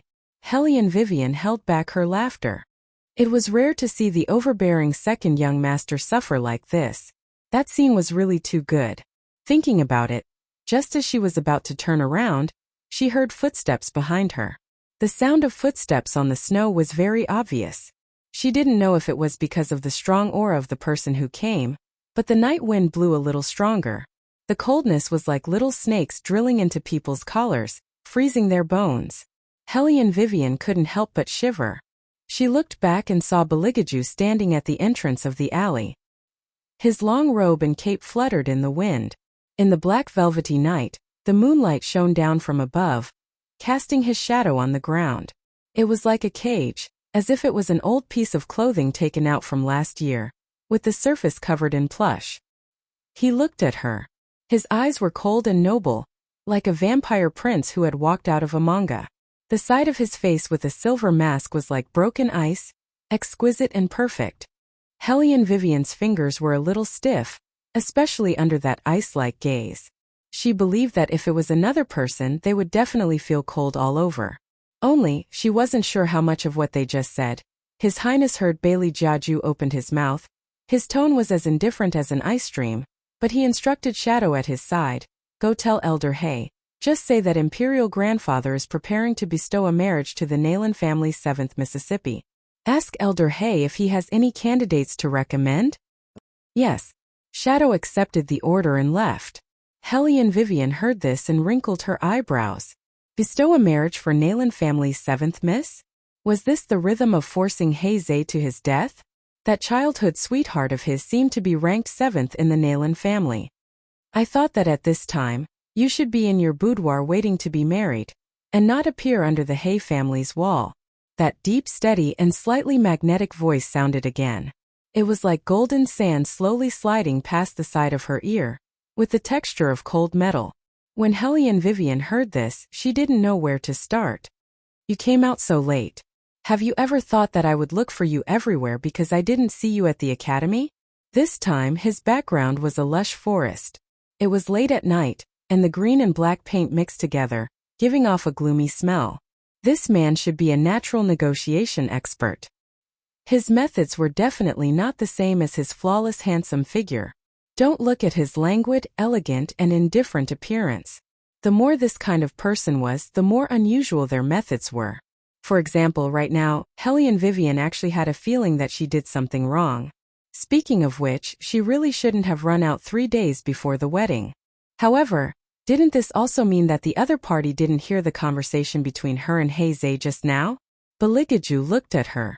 If he didn't find out that there really was nothing between the two of them, if he didn't test Zay and know that he had a childhood sweetheart that he couldn't let go, when he saw that scene just now, he was afraid that he would really kill Zay. No one could touch his prey, let alone in this kind of late at night. Moreover, it was so late, why did she come to find Zay? Even if something really happened, shouldn't she come to find him, her fiancé? Chapter 258. You've been caught. Woman, let's see how you explain this. Yuan Ming gave a schadenfreude smile. Hellion Vivian raised an eyebrow and directly cut off the communication with him. She looked up at Baligaju. Isn't it said that the bride and groom can't see each other for 3 days before the wedding? I thought you wouldn't go to the academy. She remembered that there was such a rule in ancient times. Baligaju looked at her. There was a black ring on his finger. The ring seemed to be made of jade. With his movements it reflected the light of ice and snow. So you can come out and date someone else with a clear conscience? His tone was very light. When Hellion Vivian heard this question, she almost couldn't help coughing. Baligaju looked at her choked expression, and his eyes were as indifferent as usual. Hellion Vivian seriously looked at him. We're just chatting. Just chatting? Baligaju gave a cold laugh. It was clear that he didn't believe her words. Hellion Vivian gave an unsound. She had already said everything she could say. Hearing this, Baligaju's eyes slowly revealed a smile. But that smile was a bit cold. Reflecting the light in his eyes, it was very moving. At first glance, it gave people a shocking feeling. He suddenly leaned forward and used his slender fingers to push aside her long hair. The man's cold aura instantly enveloped her and his deep voice sounded in her ears. Do you think this highness will believe your words, People should maintain the most basic trust between each other. Hellion Vivian met his eyes and smiled. Not to mention that we're about to get married. The written agreement is here. Baligaju's eyes fell on her white neck and he gave a faint smile. You're right, we're about to get married. Hellion Vivian knit her brows. Why did she feel that such a normal sentence had a different meaning when it came from this highness' mouth? Anang, send the princess back. Baligaju retracted his hand and stood upright. His expression was ascetic and indifferent, but his dark and deep eyes made Hellion Vivian feel that he seemed to be thinking about something. The night wind whistled and the tree branches swayed back and forth. It was as if an invisible hand was slowly closing in on the quiet general's residence. In the dark, Su Yanemo looked left and right. Then, with the help of her maidservants, she walked into an abandoned courtyard. There was a person standing in the courtyard, pacing back and forth as if he was thinking about something. When she saw Su Yanemo walking over, her eyes lit up and her face was filled with joy. "Madam Su." Su Yanemo put her finger to her lips and gestured for him to lower his voice. She then signaled the maid behind her with her eyes. The servant girl cleverly stood outside the courtyard, as if to keep a lookout for them. Everything was going on in secret. The person who came was none other than the matchmaker who was in charge of Hellion Vivian's sedan chair. The matchmaker was overjoyed. When she saw Su Yanemo, she tried to lower her voice and said, "Rest assured, Madam Su. This old servant has prepared everything according to your instructions. On the day of the wedding, this old servant will definitely cooperate. That's good." Su Yanemo smiled coldly, her expression filled with hatred. That little bastard ruined 2 of her daughters in one go. If she didn't teach her a lesson, how could she let it go? When the eminent monks did the deed, she didn't need to do anything. The 3rd prince who married her would take her life directly. The night gradually sank. For the next 3 days, Hellion Vivian didn't go anywhere. There were no classes in the White Academy. The next class would probably be after the wedding. So, Hellion Vivian simply sat cross-legged on the floor and fiddled with her pile of armaments. However, the mercenaries came twice to report the recent situation of the Hellion family. Probably the elders wanted her to go back, but Hellion Guangyao didn't agree. Hellion Vivian wasn't anxious at all. She took out 100,000 taels and let the mercenaries arrange it accordingly. She had always believed that money could make the devil turn millstones. She wanted to see how long Hellion Guangyao could hold on. Hey, if you eat something and then spit it out, it will definitely not feel good. However, Hellion Guangyao, have you forgotten that everything you have now belongs to my mother, including the food and clothing of your wife and daughter? You think it's over here? How could it be? She had just started. Woman, if you treat Hellion Guangyao like this, sooner or later you will have to face the 4 great families. Yuan Ming said with an evil charm. You're still too inexperienced to deal with them with your current strength. I know them very well. Those old men don't have any humanity when they do things. Even us demons can't stand it. Hellion Vivian finished the last set of armaments and smiled softly. You know them very well, but Yuan Ming, you don't know me well enough. Yuan Ming was stunned. The corners of his mouth curled up even more. 2 days later, a grand wedding 10 miles away from the bride. Beligaju wore a wedding robe with exquisite workmanship. The robe was embroidered with purple cloud dragon wrought tan. Even the cuffs were outlined with the most complicated golden pattern, showing its great value. His figure was tall and handsome, his face was clear and handsome, and his temperament was extraordinary. His slender and fair hands were holding a black horse rope, and his slender legs were resting on both sides of the warhorse. The bright red robe he was wearing made his skin look even fairer. The north wind fluttered his wide sleeves, making him look like an imperial god from the barren land from afar. Behind him was a bright red sedan chair carried by 8 people. The decorations behind the sedan chair occupied almost half the street. The common people scrambled to stand on tiptoe and look at this side, their mouths letting out surprised exclamations. Hellion Vivian was still sitting in the bridal chamber. She was probably the first young lady from a big family who didn't have parents to send her off. However, she didn't feel anything. Therefore, she didn't tell the news of the wedding to the Supreme Master, who was participating in the martial chi competition in other empires. Sitting on a wooden chair, she lazily let the servant comb her hair and yawned from time to time. Bai Mei couldn't help but look at her. Although she didn't want to admit it, this Hellion Vivian was indeed a little different. She had never seen anyone so leisurely and relaxed before marriage. What's more, she was marrying a master, a person who could only stand in the clouds. At this point, even her sister couldn't compare. Those dangling ornaments don't need, it's tiring to wear them. Hellion Vivian leaned back, her slender legs slightly crossed. Her bare feet stepped on the floor as if she was beating a beat. That kind of casual elegance revealed, unexpectedly made people not dare to say anything. The wedding nanny who was waiting on the side watched, thinking that this figure was not bad. But that face was too dark. No matter how many layers of powder she put on, it was useless. Fortunately, this third prince could endure. There was probably no other way. Chapter 259. Miss, don't blame me for being talkative. The matchmaker carried the things for her and said, even an ordinary young master has 1 or 2 maids at home. His Highness must have maids by his side. Once you leave home, you will be a young lady. You should weigh the pros and cons of this matter. Hearing this, Hellion Vivian smiled slowly. The word serve sounded nice in ancient times. In fact, it was a concubine. The people who were sent to protect her the last time were all jealous. Did they really think that Hellion Vivian didn't know anything? However, the matchmaker chose to say this at this time. Was she deliberately making trouble for her? Hellion Vivian opened her eyes and glanced at the matchmaker. Just a glance made the matchmaker's scalp numb. She took back her hand embarrassedly. Haha, it's late. Miss, get on the sedan chair as soon as possible. Hellion Vivian stretched herself. Her toes were dyed red. She stepped on the wooden floor, which made people unable to describe her beauty. Don't follow me. I don't like that face. The matchmaker froze on the spot, and her smile tightened. Eldest miss, what did this old woman say to make you unhappy? This old woman can change. It's against the rules to get on the sedan chair without a matchmaker. Hellion Vivian glanced at her and smiled slightly. The matchmaker thought that her chance had come. She still wanted to say something. But Hellion Vivian continued, take her away. Today is a big day. I don't want to hear anyone say that it's against the rules. Yes. The mercenaries flashed away. The matchmaker disappeared in the room. Hellion Vivian's face didn't change. She stretched out her hands and put on the wedding dress. Bai Mei looked at her walking lazily and casually.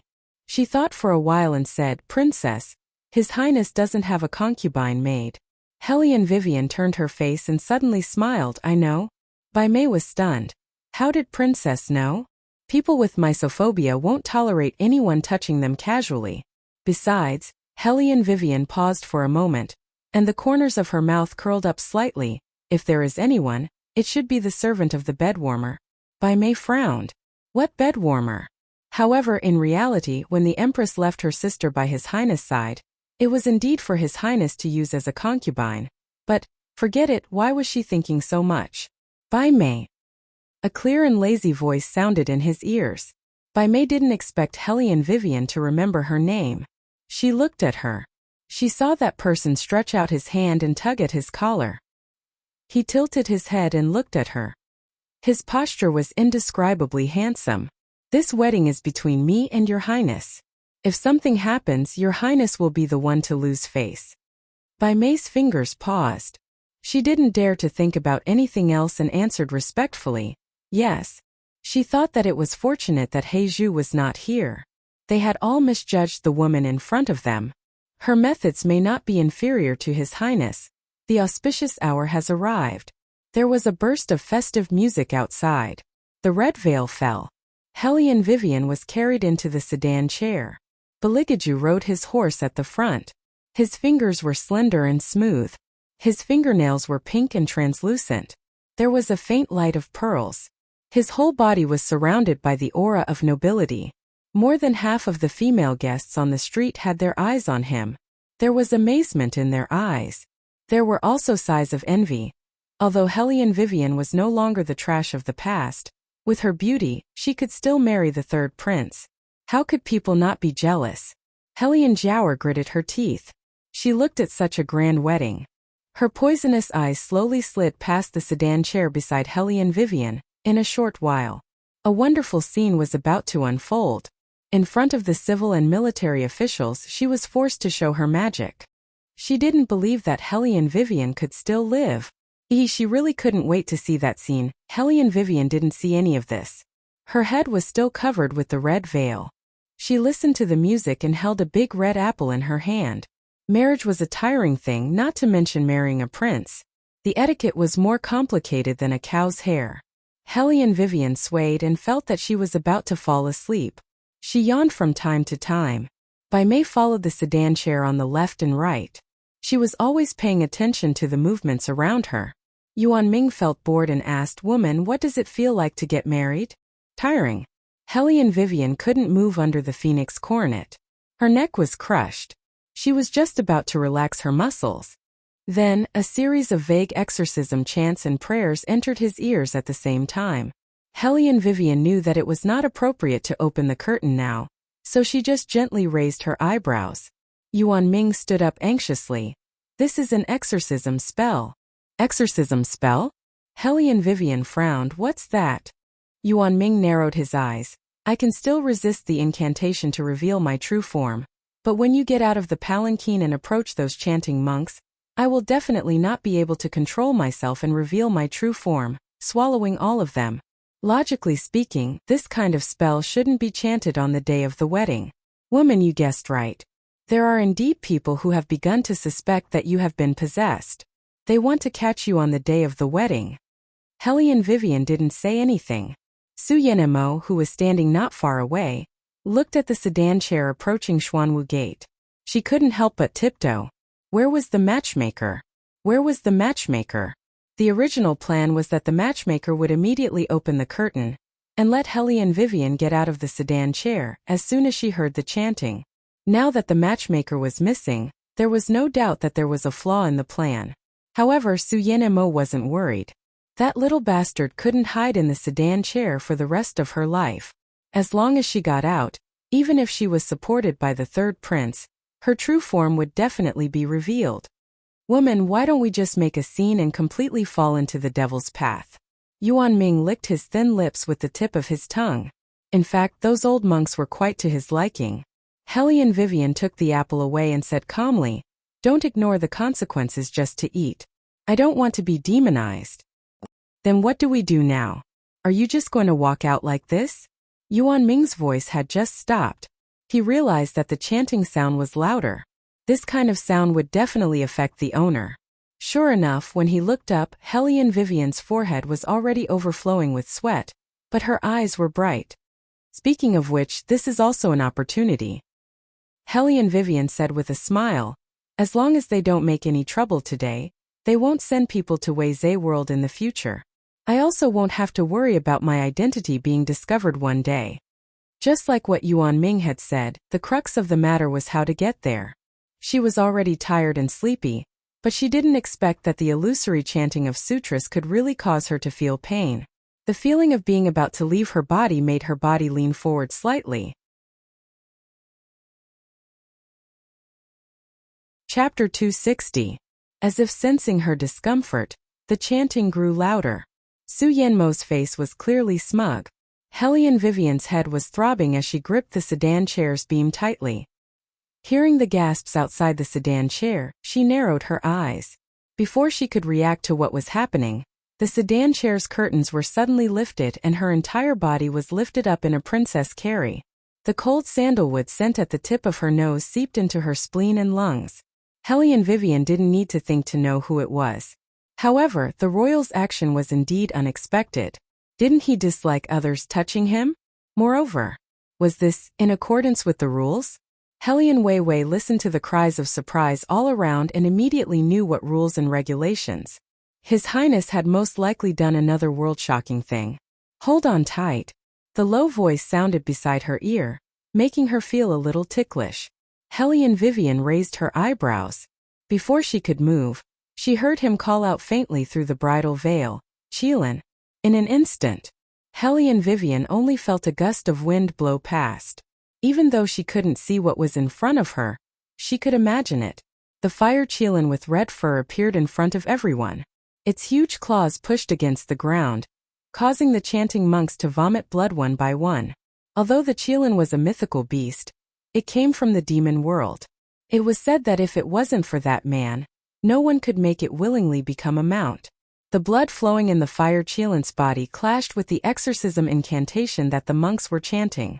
Its appearance this time. The monks' cultivation would take at least 8 years if not 10 years. Ever since the fire Qilin appeared, everyone was stunned. The Pantheon Palace. It stood majestically, its claws snaking towards Beligaju's feet as if it was saying, "Master." The elders of the 4 great families were sitting behind the monks. They reached out and pressed on the wooden chairs with such force that it was as if they wanted to crush the chairs. The fire Qilin that they had tried so hard to get was actually obeying the orders of the royal family? When did this happen? Why didn't the spies they planted in the palace report anything? An unprecedented sense of crisis caused them to focus. It was as if a raging fire was burning in their hearts, but they couldn't show it. Beligaju's slightly curly long hair fell vertically along with the cloak. His wine-red wedding robe fluttered, and his slender figure stood tall and straight. Half of his body was fiery red, and the other half was pitch black. The rich color difference gave people an indescribable shock. He carried Hellion Vivian in his arms. His posture was elegant, his eyes were indifferent, and he exuded a strong aura of abstinence. Under the beautiful mask, his thin lips were slightly raised, with a faint evil smile. Separated by the bridal veil, Hellion Vivian couldn't see anything. She was deep in the dark fog, and the only thing she could feel was his slightly cold fingers. They wrapped around her knees and pressed down on the pit of her leg. Only then did she order the fire Qilin, "Lead the way." Hearing this, the fire Qilin pressed its claws and raised its beautiful neck slightly. When its red feathers rose, countless flames blossomed into huge fireworks. The big bird flew across, shuttling back and forth in the fireworks, raising its head and chirping. This was the real beginning of the wedding. 80 miles away, the fireworks gradually grew bigger, and the sky was filled with magnificence. The fire Qilin opened the way in front. Beligaju walked out of the fireworks. His long hair fluttered in the dark, and his footsteps were crisp. It was the sound of the ground being trampled on. His hands were always carrying Hellion Vivian. He was absolutely unrestrained and unrestrained. He was the only one who was favored. This kind of grand wedding made everyone who came to watch the ceremony so stunned that their eyes widened. It was such a luxurious scene. Counting before and after, it had never been seen before in the past 100 years. Everyone wanted to be the woman in his arms. However, what they didn't know was that other than Hellion Vivian, no one could maintain that kind of indolence in this kind of environment. Hugging her like this felt pretty good. Hellion Vivian nestled in Beligaju's arms and wantonly yawned.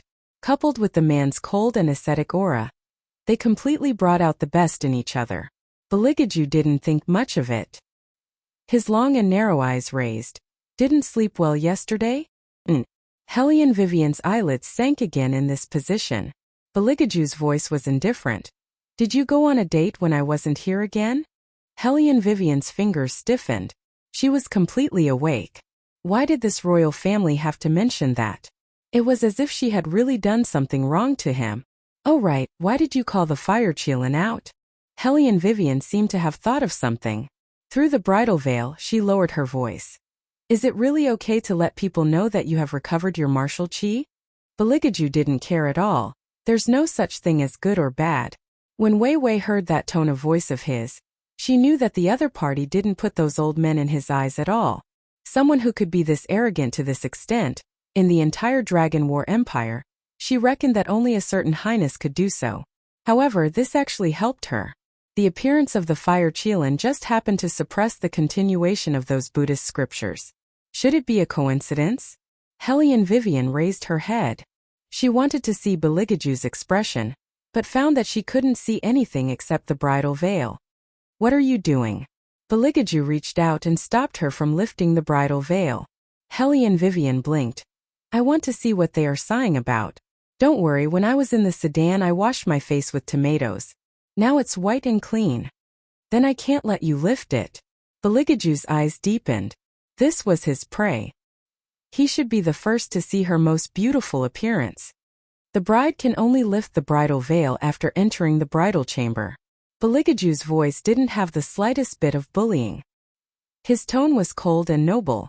"Do you want to break the rules?" Hellion Vivian's fingers paused and didn't move again. But the fire Qilin who was walking in front slanted its steps and almost slipped. "What breaking the rules? Master is too good at pretending. In its opinion, it's just a desire to monopolize." Beligaju raised his eyes and faintly looked at the mythological beast walking in front of him.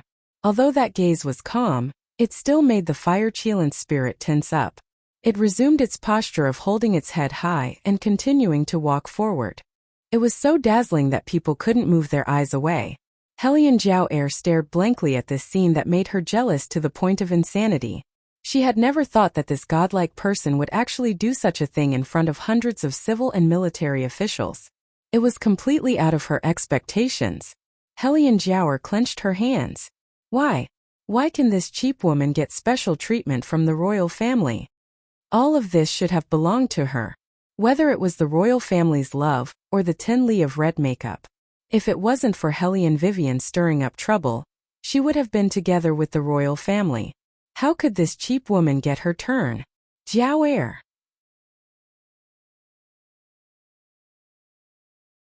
Chapter 261. Hellion Jiao regained her senses and saw that Su Yanemo was holding her hand. If it wasn't for this, she might really have rushed forward. The people all around looked at her as if they were looking at a lunatic. That kind of expression made Hellion Jiao wish that she could find a hole in the ground to crawl into. Since when did she fall from being a genius that everyone envied to such a state? Hellion Jiao was so angry that her teeth were itching, but she could not do anything to Hellion Vivian. Her eyes were red.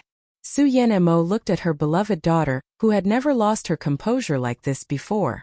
It was as if she had been brutally punched by someone. She was extremely indignant, but she had no choice but to comfort her. Jiao, listen to me. Even if the wedding is over, things between them will never get better. You also know that the third prince doesn't like this kind of woman. With her looks, no man can't tolerate her. The third prince will definitely not touch her. Moreover, it will be the national celebration in a few days. When that time comes, that person will definitely appear. As long as that person returns, this little bastard will definitely be kicked away. Mother, is the person you are talking about the head servant who served His Highness back then? Hellion Jiao's eyes flashed with malice. Su Yanemo looked around and lowered her voice. That's her. I didn't want to tell you at first because I was afraid that you would be upset. After all, you really care about the third prince.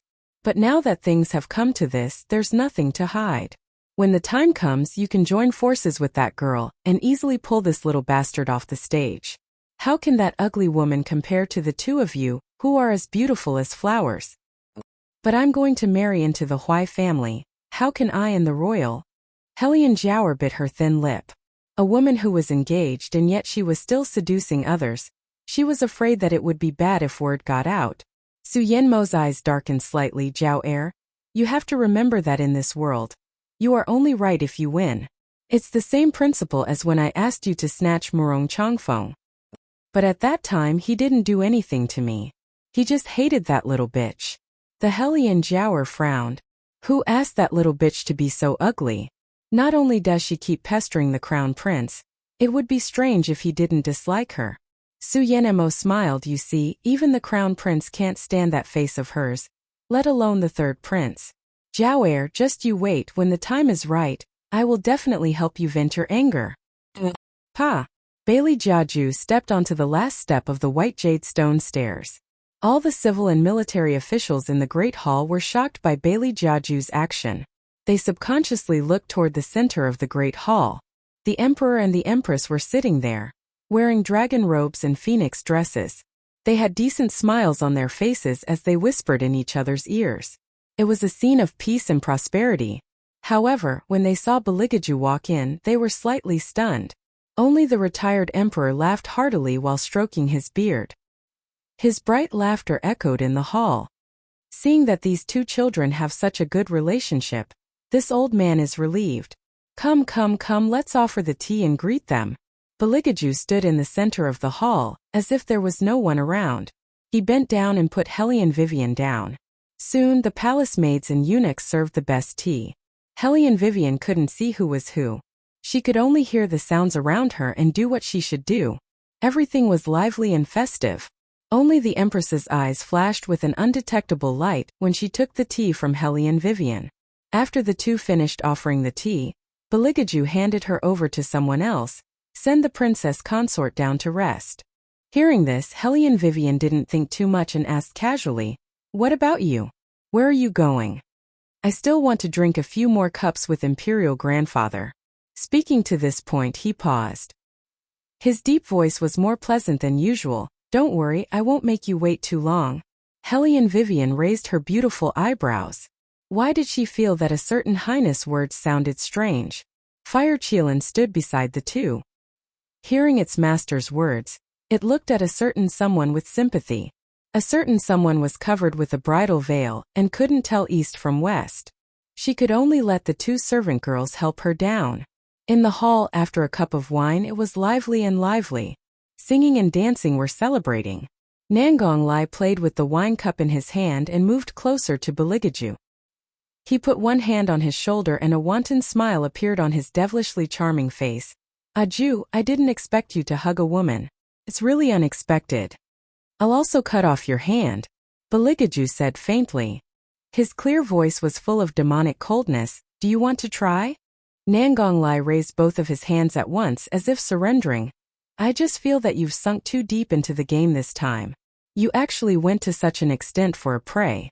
Those people outside can't wait to kill you once a year. Now that you've exposed your martial chi, they definitely won't be able to sit still. That's even better. My hands are itching anyway. Beligaju thought of those monks today and his pupils suddenly sank. The coldness in his eyes made Nangong Lai's scalp numb. He began to change the topic. Let's not talk about those old men. He looked at Beligaju and said meaningfully, I've sent a wedding gift.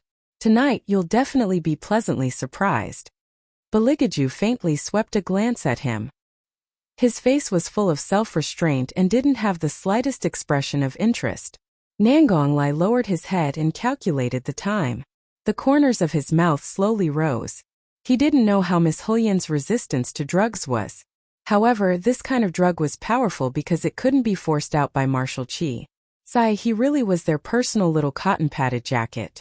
If he didn't do something special on the wedding night, how could he leave a deep impression? The sun set and the wind outside grew stronger. Hellion Vivian sat in the bridal chamber. The red candles burned high and fresh flowers filled the hall, reflecting the room in red. Hellion Vivian, with her black hair down to her waist, sat in the center. She looked more like a witch who fell into the human world.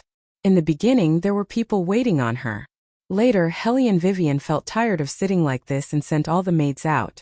There was no one left in the chamber. In any case, she was used to doing everything by herself. Having someone waiting on her made her feel uncomfortable. When the maids left, Hellion Vivian took off the bridal veil and put it on the dressing chair. She lazily sat and began to look around the chamber. It was very in line with the royals' aesthetic. Everywhere was low-key luxury. The pool was made of white marble. The marble floor was transparent, and there were luminous pearls all around. There were very few people waiting on her, but everyone was wearing very clean clothes. Compared to the rich children outside, they all looked more wealthy. On the carved sandalwood round table, there were 2 dragon and phoenix red oil lamps. The wick was burning brightly, and it seemed like there was some kind of fragrance coming from inside. It was faint but very pleasant.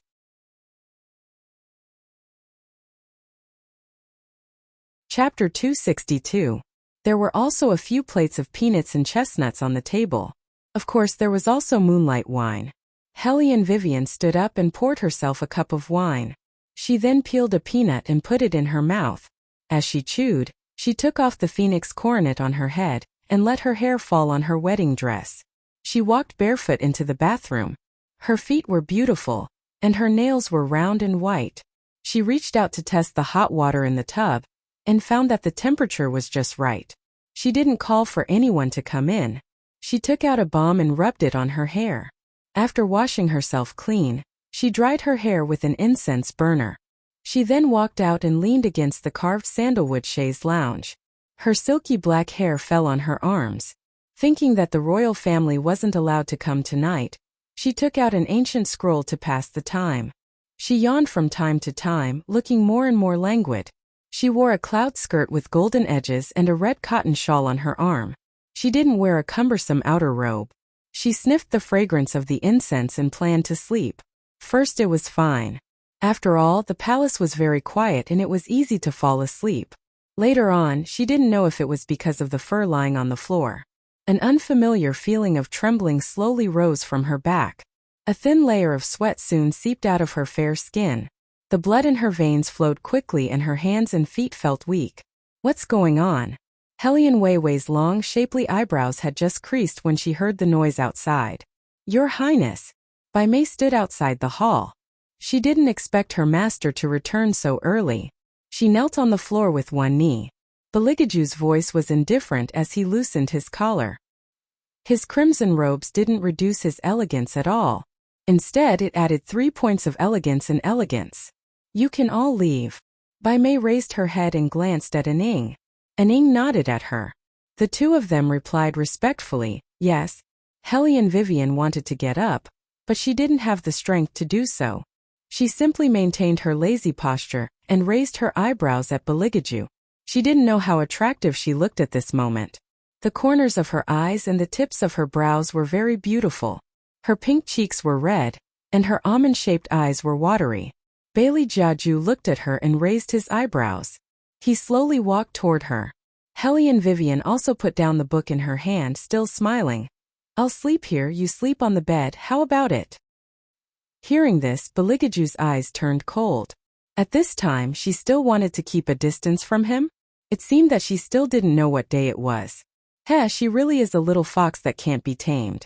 Bailey Jiaju curved his thin lips and walked over alone with a smile that was not a smile. No need, I have 2 beds here. Is that so? Helian Vivian felt thirsty and took another sip of tea before saying, why didn't I notice? After we drink the wine, I'll show it to you. Beligaju stood straight and his slender fingers slowly unbuttoned his sleeves. That kind of elegant and restrained action. Helian Vivian didn't know why, but she actually had the urge to be in his arms. She shook her head and poured herself another cup of tea. Beligaju looked over and raised his eyebrows. Are you very thirsty? A little. Helian Vivian licked her thin lips. A strange numbness made her unable to help but pull open her clothes, revealing her white skin that was quickly dyed with a layer of seductive red. Beligaju's eyes darkened and he stopped his actions. He narrowed his eyes and stared at her, smiling wickedly. Are you seducing this king? Helian Vivian was about to deny it when she suddenly felt the wooden chair shake. Beligaju was already sitting beside her. He lowered his head to look at her, and in that pair of dark eyes, there was a faint light. The smell of alcohol on his body was very strong, and it seeped into her breath along with a cold aura. The originally clear male bass voice sounded a little hoarse at this moment. Helian Vivian guessed that he must have drunk too much. But this kind of position was clearly too ambiguous. Every cell in her body seemed to feel the aura on his body and then slightly contracted. Vivian gradually couldn't stand that kind of gaze and couldn't help tilting her head. He looked at her, then suddenly reached out and helped her spread her fine black hair out on the pillow. A slight smell of wine blew on Helian Weiwei's face. It only made that indescribable heat more and more intense. However, Helian Vivian's eyes were still very clear. She was afraid that a certain highness would misunderstand her current actions, and it would be detrimental to their future cooperation. She curved her lips and said with a faint smile, I'm just a little hot. Your Highness can let the servants come in and help me get a basin of cold water to wash my face. Didn't you wash your hair already? The cold water is in the clean room, Beligaju said, but he didn't have any intention of moving out of the way. Helian Vivian wasn't in a hurry. She took the book and continued to read. From time to time, she would drink a few mouthfuls of herbal tea. She looked like she was saying, you can do what you need to do. Bailey Jiaju took a deep look at her. He also didn't have the habit of doing things before washing up. He reached out and loosened the last button on his outer robe. He casually threw the clothes to one side and strolled into the bathroom. His slender legs stood behind the screen. His leisurely manner actually showed a bit of gentleness. Without the man's breath, Helian Vivian didn't feel so thirsty. Her eyebrows also relaxed a little. That feeling just now made her feel a little uneasy. It was as if she was a person who was walking in the desert and was about to die of thirst, and the royal was the oasis that suddenly appeared. She even wanted to immediately throw herself into his arms to quench her thirst. Fortunately, this feeling wasn't always there. Otherwise, Helian Vivian would really have a headache. However, her hands and feet were still a little weak. She picked up the teacup and took another sip. Suddenly, she remembered that in a while, she would be able to see the royal take off his mask. The royal had once said that unless one became one of his people, they would be taking off his mask. There would only be two outcomes. One was death, and the other was to enter the palace as a concubine. Now that they had finished the wedding, the royal shouldn't have any scruples. Moreover, he couldn't wear his silver mask when sleeping.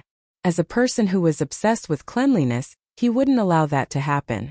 Just like her, every night before going to bed, she had to wash off the black material on her face before she could sleep peacefully. Otherwise, it would be bad for her skin. Hellion Vivian thought about these things and finally felt a little more normal. She hugged her shawl and wanted to stand up. "Where are you going?" A low and noble voice sounded from behind. Hellion Vivian turned her head and saw that Beligaju had already come out after a simple wash. He was holding a wine pot made of white jade in his hand. Wearing a wedding robe that was as red as fire, he walked in unhurriedly.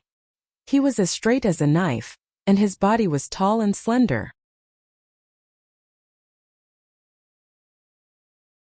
Chapter 263.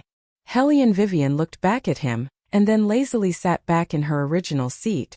Beligaju reached out and took 2 wine glasses. After filling the glasses, he handed them to her. Hellion Vivian took them and lightly smiled.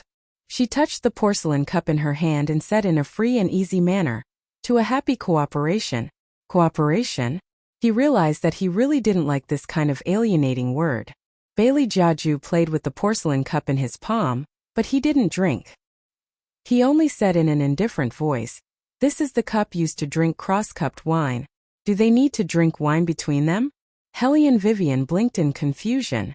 Beligaju said in a cold voice, "Don't forget, there are people outside." This time Hellion Vivian understood. Show of affection, she understood. Hellion Vivian lightly smiled and poured herself a glass of wine. Her porcelain-like jade arms stretched out from the wide sleeves of her wedding dress. Beligaju looked at her actions. He slightly tilted his body and bent his arm. His fingertips slid across her silk and put the wine glass to his lips. Hellion Vivian only felt that the two people were very close to each other. The trembling in her body became more and more unstable. After drinking wine, she took back her hand. She wanted to use words to distract herself. "Your Highness, shouldn't you take off your mask? You want to see my appearance so much?" Beligaju laughed in a low voice. His voice seemed to have a trace of evil. He said slowly, "When you see it, you will regret it." Hellion Weiwei thought to herself, what was there for her to regret? She wasn't really married to a certain highness. Besides, looking at those long and narrow eyes of his, even if there was a scar on his face, it wouldn't be that ugly. "Your Highness, are you saying that you don't want me to see it?" Hellion Vivian lightly smiled provocatively. Beligaju heard this and smiled meaningfully. "I am worried that after you see it, you won't dare to continue sitting here." "I'm not that timid." Hellion Weiwei was also smiling. In her opinion, what His Highness was saying right now was merely an excuse to decline. But what she didn't expect was that Bailey Jiaju, who had always been rather thoughtful, actually only glanced at her once before he put down the wine cup that he was toying with in his hand. Then, he covered the silver mask with his fingertips and gently lifted it. His dark eyes and straight nose were exposed at the same time, followed by those mesmerizing thin lips. Every inch of his face was handsome and devilish like a divine axe. A spurious smile hung on the corners of his mouth. His face that could captivate all living things was exquisite and delicate, and it emitted a resolute, proud, and ascetic aura from top to bottom. She was as agile as a swimming dragon, as graceful as a startled swan. Hellion Weiwei looked at the face that was so familiar that it couldn't be more familiar. She was completely dumbfounded. Wait a minute, she must have woken up in the wrong way today. He wasn't dreaming. His fingertips hurt. In other words, the royal in front of her was indeed the deskmate she hadn't seen all this while. "What's wrong?" Beligaju reached out his hand and lifted her long hair. "Patron, it's rare to see you like this. Aren't you not afraid?" "It doesn't matter, I'm a homosexual anyway, right?" The word gay made Hellion Weiwei suddenly recall the time when they were still in the academy. What did she say to her deskmate? Including the sentence, "The royal actually likes to be on the bottom." Someone hurry up and tell her that none of this is true. "Tell me, should I let you be on the bottom or the top later?" Beligaju lowered his body and his thin lips were right next to her ear. His devilish aura was on the verge of erupting. Patron, you gave me 20 taels and you want to send me away, huh? Bastard. She finally understood what it meant to not die if one didn't court death. Why did she have to give him 20 taels back then? Ill-fated, it was all ill-fated. But, Hellion Vivian narrowed her eyes. You married me just to get revenge? Revenge? Beligaju paused and his eyes darkened. What do you have that is worth my revenge? Don't forget, you were the one who brought up the matter of the wedding. That was indeed the case, but Hellion Vivian still felt a little uncomfortable. You've been lying to me all this time. Haha, what do you mean you only brought a servant into the courtyard and didn't even bring money to buy clothes? I really only brought shadow. As for money, Beligaju's voice was indifferent and domineering. I never bring money when I go out. That's because the people around you will help you. Hellion Vivian pursed her thin lips and raised an eyebrow at him. I thought there would be some basic trust between the two of us. Don't tell me that your next sentence is that you don't think this wedding is appropriate. The light in Bailey Jiaju's eyes slowly turned cold. His face didn't seem to have much of a change. It was even more casual than before. However, his hand that was hidden under his clothes slightly tightened. The purple jade thumb ring between his fingers abruptly broke into pieces in his palm. This was the reason why he had never told her his identity. He knew that as long as there was even the slightest sign of trouble, everything that he had carefully prepared, she would think that it was a conspiracy. Hellion Vivian indeed thought so, but she had already bowed to the heavens and earth, so she didn't want to go back on her words. She only tried her best to keep a distance. Your Highness, you think too much. Is that so? Beligaju was like a god that had already left the chaotic world. His thin lips hung a casual and unrestrained smile, bewitching people's hearts, including the matter of you saying that I'm not interested in women? Is it also me thinking too much? Hellion Weiwei's body stiffened as she howled in grief in her heart. Can you not mention this matter anymore? What did she say in front of me? I might as well just let her die. Beligaju naturally wouldn't give her a chance to escape. His forehead pressed against hers. As long as she raised her eyes, she would be able to meet that pair of beautiful, narrow, and extremely dangerous eyes. Do you know what my first reaction was when I heard those words? Beligaju's indifferent voice had a trace of hoarseness. He had a smile that wasn't a smile, and his breath hit the back of her ear, successfully evoking all of the remaining warmth in her body. When I have the chance, I will definitely properly teach you a lesson. Hellion Vivian's breath caught, and her heart also skipped a beat. Her originally abnormal body seemed to have become abnormally sensitive at this moment. Her entire body was so hot that it felt like she was in a furnace, and she also felt weak and powerless. So much so that Hellion Vivian's first reaction was to push him away heavily. Something must have gone wrong somewhere. Otherwise, when that cool minty male scent hit her body, she would have been stunned. She wouldn't have wanted to rub against a certain highness arm like that. Could it be that someone had drugged her? Hellion Vivian's mind was very clear. No matter what it was, what she needed to do the most right now was to find some water to cool down the heat in her body.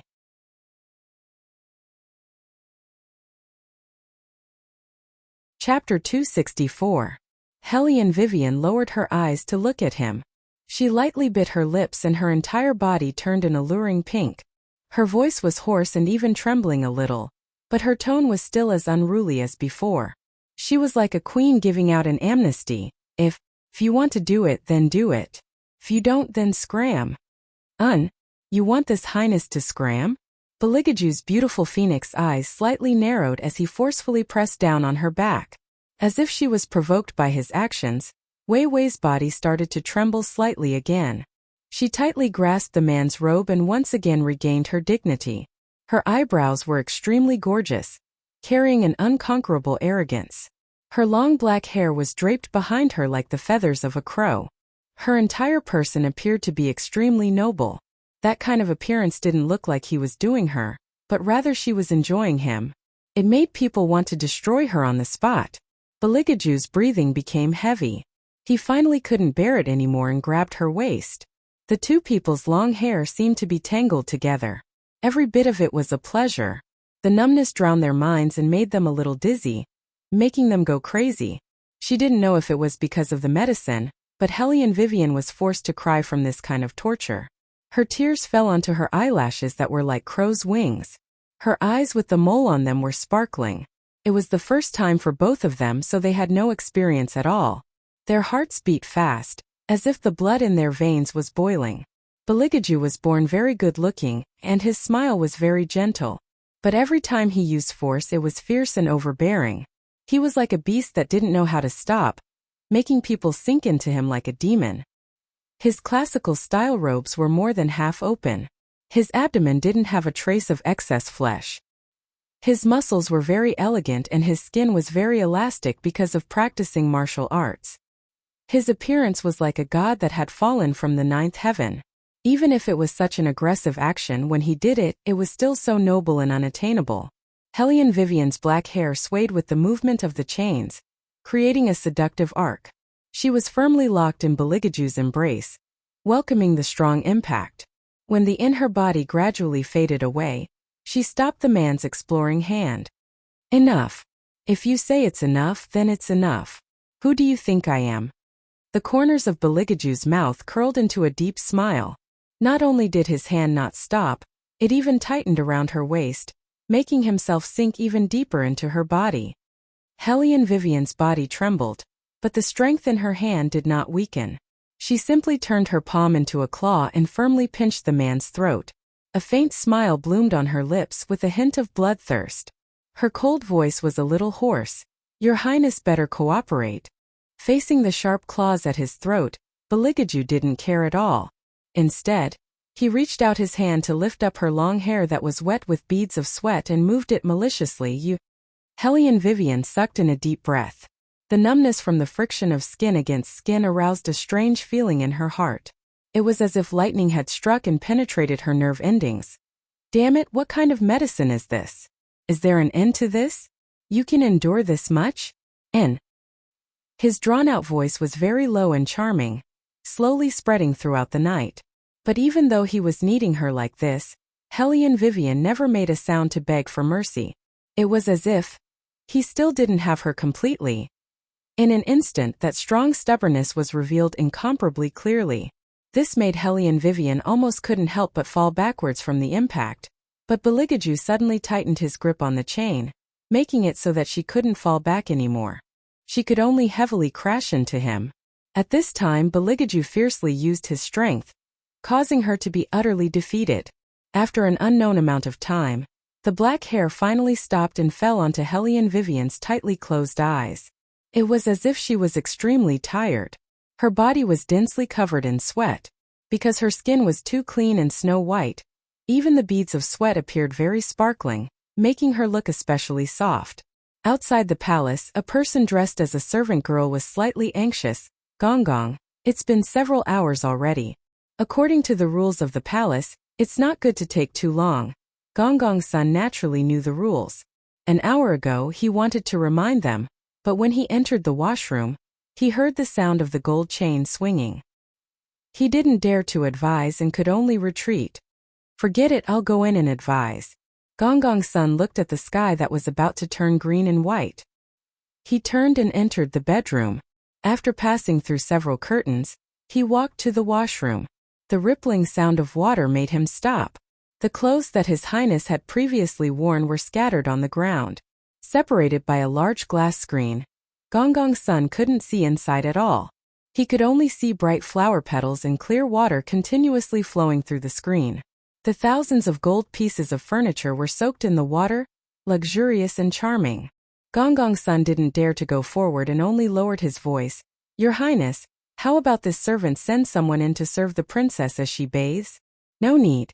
The voice behind the screen was very deep. Gong's son could faintly hear the sound of His Highness helping someone bathing. He couldn't help but be surprised. When had his master ever served someone? It should be good enough that he didn't kick the person out. What was going on this time? No matter what was going on, Gong's son had to say what should be said.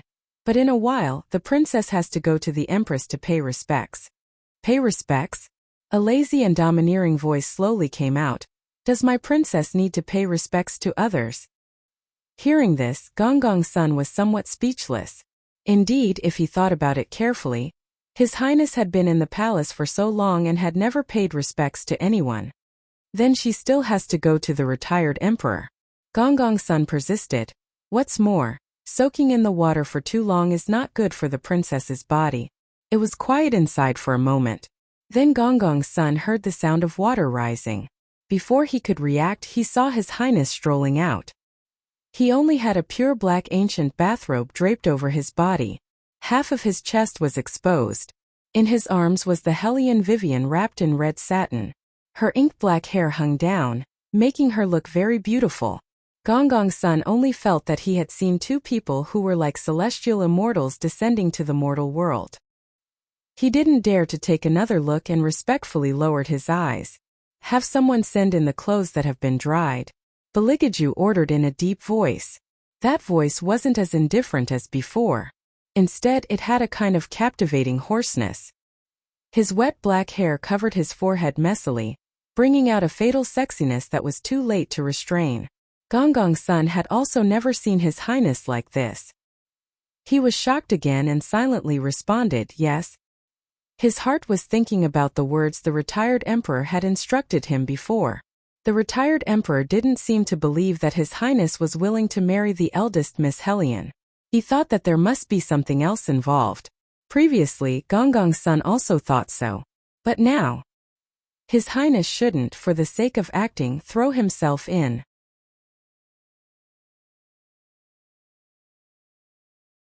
Chapter 265. Shaking his head, Eunuch Sun walked out and asked two palace maids to put the perfumed robe outside the screen, thinking that His Highness would wake up. Who would have thought that there wasn't even a single sound after that? Eunuch Sun sighed and could only go to the retired emperor personally to report that His Highness and the new princess consort would arrive later, and asked the retired emperor not to wait for them. The emperor emeritus, who was about to get up and wash up, laughed heartily when he heard the news. He said good several times in a row and stroked his long beard. There's no need to rush. Let the two of them rest more. As he spoke, he looked at Eunuch Sun with joy. I didn't expect you to do this. He was prepared to not hear any sound on the wedding night. Now you don't have to worry about that girl coming back will affect His Highness. Eunuch Sun replied with a smile. Unexpectedly, this sentence made the retired emperor's smile gradually fade. You don't know Aju. Sigh, I hope so. In the early morning the breeze was gentle and the sun was high in the sky. The bright light shone in. The bedroom was now decorated like a bridal chamber. There was a bright red canopy and a gilded lamp that swayed slightly. Behind a large screen that was carved and hollowed out was a soft couch that was covered with gold. The soft couch was covered with a dark and luxurious tiger skin. It looked incomparably comfortable. And in the soft bed, there were two slender and beautiful figures. One of them was imprisoned in the man's arms, but the back of the porcelain jade was covered with deep and light purplish red. When Hellion Vivian woke up, she only felt that her body was as heavy as her head and her temples were throbbing. For a moment she was not even sure where she was. Her whole body seemed to have been disassembled, especially her two legs that were numb and could not feel. The air was still filled with a thick musk. She could not help but raise her hand and press on the back of her head that was hurting. She turned her head and saw where she was. One of her hands was tied with a thin gold chain and connected to the bedpost. Probably because the other party was afraid of leaving marks on her wrist, the other party was very careful to put a plush pad on it. The memory of last night rushed out like a tide. Hellion Vivian sobered up and her eyes were stained with coldness again. She cursed fiercely. She arched her long legs and turned her body. The brocade cloth in her hand turned into a shawl and draped it over her body. As for the other hand that was restrained, Hellion Weiwei smiled coldly, then exerted force with her slender arm. With a cracking sound, the thin chain made of gold broke into pieces. She turned her wrist with an indifferent expression. Just as she was about to stand up, a pair of big hands circled her waist from behind. The man's black hair was a little messy and scattered on his forehead. Together with his face, there was an indescribable sexiness. It turns out that these things are so weak that they can't even tie you up. Hellion Weiwei raised her eyebrows as ice bubbled forth. She flung the man's hand away and coldly stood up. Your Highness, could it be that no one ever told you not to rashly touch someone who's been drugged? No, but... Beligaju tilted his head and looked at her with a smile that was not a smile. He did not move. He was lying on the soft bed, but he still gave people the aura of a king. This highness thinks that people who have been drugged have a different taste. Hellion Vivian knew that he was hinting at her behavior last night. She also smiled lightly, but that smile did not enter the bottom of her eyes. I also think that it is good to use your highness as an antidote. Just an antidote? Beligaju looked at Hellion Vivian's eyes. They were still pure black without any impurities, but because they were too clean, it was impossible to reflect anyone's figure. In this woman's eyes there was no him. There had always been no him. Beligaju suddenly smiled. His smile was presumptuous, revealing a trace of ruthlessness that made people shudder. Really heartless. He was only wearing a dark black robe.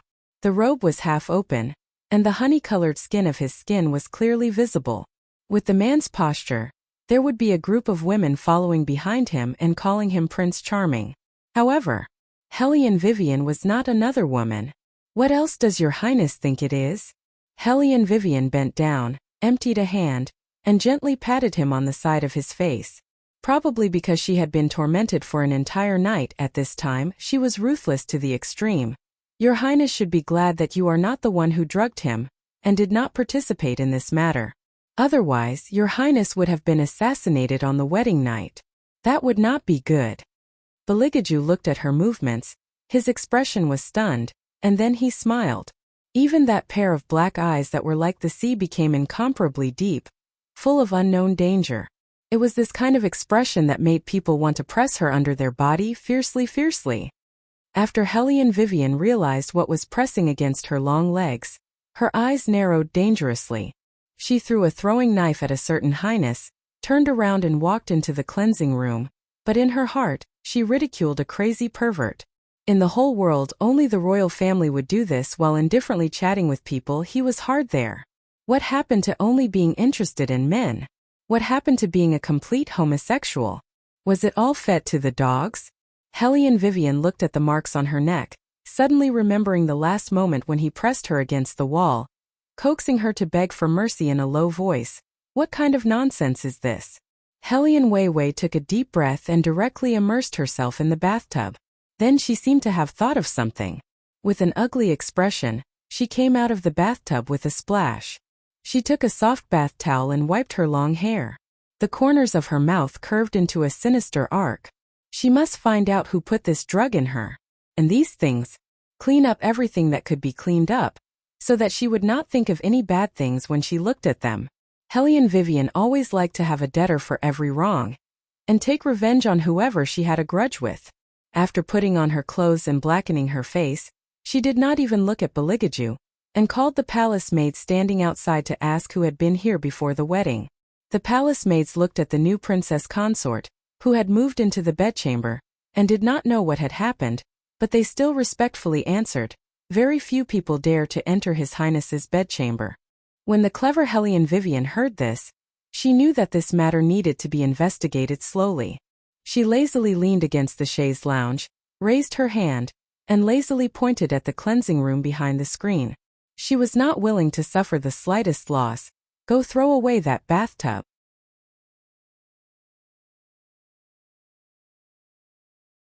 Chapter 266. Ah! The palace maids raised their heads in confusion and whispered. But, His Highness just had them made. They used the best sandalwood and are worth a lot of silver. Hellion Vivian slowly narrowed her eyes. Is that so? The palace maid thought she said something wrong and shrank her neck back. Hellion Vivian smiled. Then wash it clean and sell it outside the palace. What? The palace maids were all shocked. For a moment, they almost suspected that there was something wrong with their ears. Hellion Vivian paused and then raised her eyes to look at the two palace maids. She still had a faint smile. That's right, there's also the cage behind the barrier. Think of a way to sell it. It's made of gold and should be worth a lot of silver. Holy shit, what are you thinking, Wang Fei? That's the treasure that His Highness must see every day during this period of time. If you sell it, you'll be silenced.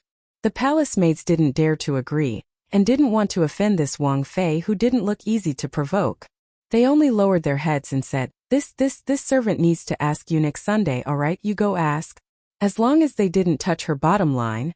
Hellion Vivian was very understanding. The palace maids suddenly felt a little moved. But then they heard Hellion Vivian say with a light smile, "If you don't ask, I'll take it apart myself." The palace maids. Then they should go ask. On the first day of the wedding, there was a storm of blood in the bedchamber. They didn't know what kind of rumors would spread outside. For example, His Highness and Wang Fei's 8 characters were not compatible. Eunuch Sun listened to the news that the palace maids reported. After thinking, he held the robe and cloak with both hands and presented it to his master. "Your Highness, Wang Fei wants to sell the bathtub in the cleansing room. You see," Eunuch Sun said as he looked at Beligaju, who was wearing a robe. His voice was full of caution. "Bathtub?" Beligaju raised his good-looking eyebrows. Then, as if he had thought of something, the corners of his mouth curved into a devilish smile. "She's shy." Eunuch Sun was silent. He had lived for almost 60 years, and he had never seen anyone who was so shy as to sell a bathtub. Furthermore, does Wang Fei still want to sell the golden cage behind you? After he finished speaking, Eunuch Sun raised his eyes again. He couldn't help but take another look at his master. He was afraid that His Highness would sneer and say to him, "Let her try selling one." Then, he would be in a terrible situation. As expected, Beligaju's fingers that were adjusting his collar paused. Eunuch Sun felt his scalp go numb. She heard Bailey Jiaju's faint voice, "Let her sell it." And then? That's it? Eunuch Sun couldn't tell how many times he had been shocked today. Based on His Highness's love for the bed, he shouldn't have sold it so easily. Just as he was puzzled, he heard Beligaju calmly add, "Then His Highness will buy it back." Eunuch Sun was stunned. He bowed his head and said, "Yes." He thought, "Your Highness, even if we have more money, we shouldn't waste it like this."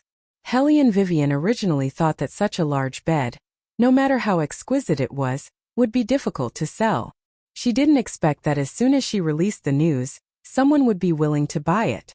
This caused her icy-cold eyes to gradually recover quite a bit. Counting the banknotes that Eunuch Sun handed over, her eyes smiled. Eunuch Sun is so reliable. Wang Fei is too kind. Eunuch Sun forced a smile, thinking that it was all thanks to His Highness. Hellion Vivian curled her lips again and stuffed one of the banknotes into his hand. She did things in an imposing manner. "Eunuch Sun, you're an old man in the palace. In the future I'll need Eunuch Sun to give me some advice, so that I won't be confused and fall for other people's tricks." "This is Wang Fei, you're really overvaluing this servant." Eunuch Sun didn't think that he would be valued so much by Wang Fei. His hand pushed the banknotes away, but he knew in his heart that this Wang Fei of his family was truly intelligent. This intelligence was different from other women. She was neither arrogant nor impatient. With a simple sentence, she could reach the bottom of a person's heart. This made Eunuch Sun feel a bit of respect from the bottom of his heart. Hellion Vivian only said a few words. This is what Eunuch Sun deserves. If it was in the past, Eunuch Sun would definitely accept it. But with his master here, he really felt that the banknotes were hot in his hand. Although that person was still in the inner room, washing and dressing, the sense of deterrence had only increased. That's right. Hellion Vivian seemed to have thought of something again. She pulled out another banknote from the large pile and placed it in Eunuch Sun's palm. Her thin lips curled into a beautiful arc. "This is for His Highness. Tell him that I thank him for his efforts last night." Eunuch Sun's entire body froze. Wang Fei definitely didn't mean what he thought she meant. How could that be possible? No one dared to treat master like this. So after seeing that banknote again, the man's thin lips slowly curved up. With a cold and evil aura, he raised his finger. That banknote was burned by a fire that came from who knows where, leaving only ashes. She wanted to get rid of him with just a banknote? Or was she deliberately provoking him? No matter which one it was, it seemed to be better than her cold escape. But shouldn't a normal woman have calmed down after experiencing what happened last night? After all, the best way to get a woman was to have her. Why was she different? This made Beligaju, who always liked to act according to plan, wrinkle his long eyebrows. She could be so shrewd to erase the memory between the two of them.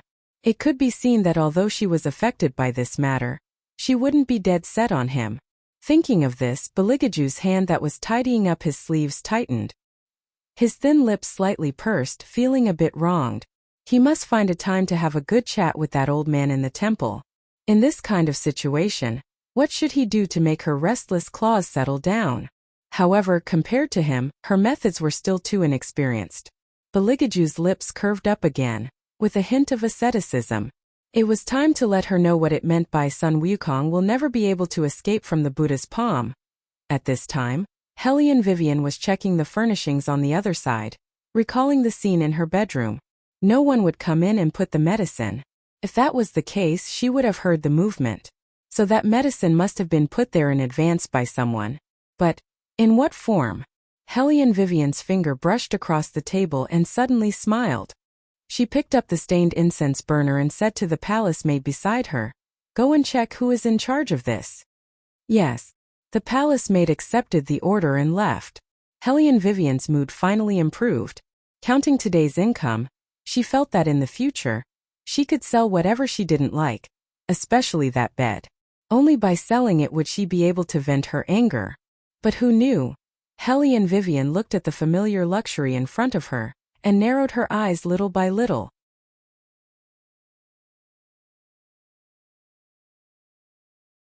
Chapter 267. Why is this thing still here? She had just received the buyer's money, and from Eunuch Sun's posture, it looked like he was going to move the cage bed away. So, why did it come back? Hellion Vivian looked at the luxurious tiger skin and thin necklace. She immediately knew who made this. The smile on her lips gradually disappeared. Eunuch Sun stood at the side, not knowing how to respond. Hellion Vivian smiled coldly. "Continue to sell." Eunuch Sun was stunned. He then went to the study to see his master's expression. He then took out a stack of banknotes and counted them out to Hellion Wei Wei. Wei Wei looked at the banknotes in the palm of her hand, and the bed in front of her eyes that hadn't even been moved. She curved her thin lips and faced Eunuch Sun and asked, "How much money does your family's His Highness actually have? Even a prodigal can't torment as much as him." Eunuch Sun heard this and immediately nodded. The princess's eyes and heart were clear. Now he could finally settle down. Who knew? Then continue to sell. I want to see if he can buy it back after selling it 10 times. Hellion Vivian looked back with a faint smile. Her long robe was handsome and wanton. Eunuch Sun opened his mouth. He had no choice but to run to the study. At this time, Beligaju had already dressed and was dealing with the booklet in his hand. Hearing Eunuch Sun's footsteps, he slightly raised his eyes. Eunuch Sun only called out, "Your Highness." Bailey Jiaju put down the brush in his hand. His slender pair of legs slightly crossed, his body leaned back, and he lightly interrupted him. "Tell everyone if anyone dares to buy the things the Princess Consort sells, I will break their legs." Cough. Nangong Lai, who was sitting next to him, choked on his tea. He curiously asked, "What things? Was there anyone who sold things on the first day of marriage?" Beligaju looked at him indifferently. He didn't speak, but his eyes were exceptionally cold. Nangong Lai was a little uncomfortable under his gaze. He turned his head and continued to ask Eunuch Sun, "What does Hellion Vivian want to sell? Why is Aju so terrifying?" Eunuch Sun glanced at His Highness, who had no time to care about their handsome faces. He lowered his voice and said to Nangong Lai, "It's the cage bed that His Highness has been particularly fond of recently. Princess seems to find it very unpleasant to the eye." Ha ha, ha ha ha. Nangong Lai suddenly laughed and pointed at Beligaju. "What did I say? I'm sure no one has the same taste as you." Beligaju closed the booklet in his hand and looked at him coldly. Nangong Lai's smile froze. Then he coughed twice and pretended to be serious. "Aju, actually, I came here today mainly to discuss with you about yesterday's matter. My actions were indeed a little thoughtless." "Oh." Beligaju raised his eyebrows, as if indicating for him to continue. Nangong Lai seemed as if he was seriously reviewing himself. "I feel that as one of the Dragon War Empire's most sacred priests, I really shouldn't have had any thoughts of drugging her. Actually, using other methods, I could have also delivered Miss Hellion into your embrace." "Really? What methods?" After waiting for a long time for Eunuch Sun to return, Hellion Vivian stood behind him with a faint smile. Her eyes were like ice blades. Eunuch Sun coughed heavily twice. Nangonglai lowered his head and was silent in his own thoughts. He completely didn't notice that the other person's voice had changed. He only raised his eyes and looked at Beligaju with sincerity. I'll help you research this later. The important thing is, quickly get those old men to give up on the stupid idea of choosing a saintess for me. What's the point of being so conflicted? Hellion Vivian took a step forward and curled her lips. Every word was charming. When the time comes, as long as you drug yourself, won't it be completely solved? What saintess is there to be afraid of? Wait. There seems to be something not quite right. Nangonglai slowly turned his head and laughed. Then I still have something to do. I'll leave first. The people from the Ministry of Personnel are still waiting for my divination. See you later. Student Lai. Hellion Vivian put her hand on his shoulder and directly pressed him back into the chair. She had a smile that wasn't a smile, like a gangster boss who had caught a traitor in the gang. Her voice was neither cold nor light. Why are you in such a hurry to leave? I still want to listen to you properly. Other than drugging, what other methods do you have? Nangonglai's body stiffened. He looked at Eunuch Sun and wailed in his heart. Old son, why didn't you tell this young master that this woman was here? Eunuch Sun was helpless. He was already coughing so obviously, but this young master couldn't see it. Moreover, drugging. Last night the Princess Consort was drugged. In order to help her with the antidote, His Highness Eunuch Sun frowned. It seemed that things weren't as he and the retired emperor thought. What should he do? But looking at the Princess Consort's face, he couldn't see any other emotions. Other than wanting to cut young Master Lai into pieces, she didn't seem to care at all about why His Highness touched her. Hellion Vivian half raised her eyebrows. Indeed, there was only Nangonglai left in her eyes. What do you think those people will do if they know that the dignified great priest entered the inferior compound of White Academy? When Nangonglai thought of the scene where no matter if it was a man or a woman, he immediately opened his mouth and tried to reason with her. Listen to me, I'm doing this for the sake of you and Aju really. Otherwise, how long will your wedding night be delayed? Hellion Vivian chuckled twice. Then should I thank you, Nangonglai heard her tone and immediately stood up. There's no need to thank me. We're all in the same compound and have participated in the competition together. We're all family, so there's no need to be so polite. I still want to be polite with you.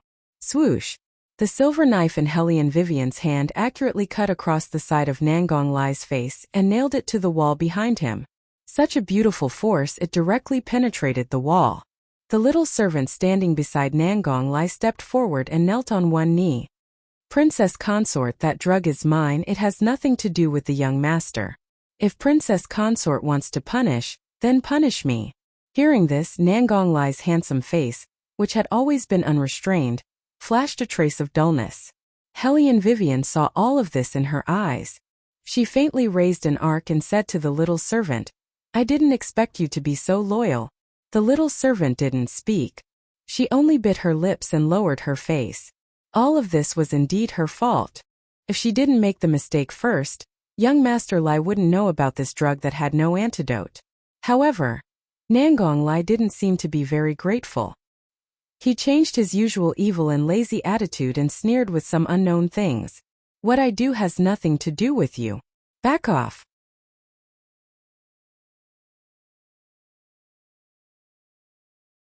Chapter 268. Just take it as atonement. The little attendant lowered her head, and her voice was so low that it was as if there was no sound. Nangonglai clenched his fists tightly. He obviously despised this kind of person who relied on tricks to stick to him, but at this moment he was a little bit, you're forgiven.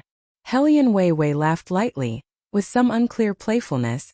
You, on the other hand, follow me in the future. Just treat it as making up for this mistake. The little attendant did not expect such a result. She had heard from others that the princess His Highness married this time was not to be trifled with. She did not know whether it was because His Highness did not want to pay attention to her, and let her do as she pleased or something else, but he did not care about anything. She thought that if she fell into the hands of such a woman, even if she did not die, she would certainly lose half of her life. Because she was a man of sacrifice, she knew better than anyone that these young ladies of aristocratic families, no matter how glamorous they looked on the surface, in fact, some people enjoyed torturing their servants. But who knew that the princess not only did not get angry, but also let her follow her? What? You don't want to come? Hellion Vivian asked the little attendant, and then looked at Nangong Lai with a meaningful look. She found that the person's face was a little ugly, and the smile on the corner of her mouth became wider. The little attendant quickly shook her head and said, I'm willing. Thank you for your kindness, princess. In this way, the matter could be solved satisfactorily. What's more, that person had never liked her. Instead of staying by his side and making him tired, it was better to follow the princess. In fact, she also understood why he hated her. He had always hated other people's calculations, but she violated his taboo and took advantage of his full trust to get him. No, not to get, but to push him further away. Hearing this, Nangong Lai sneered fiercely, Aju, your people are really half-hearted. Before, they said that as long as they were with me, they would do anything.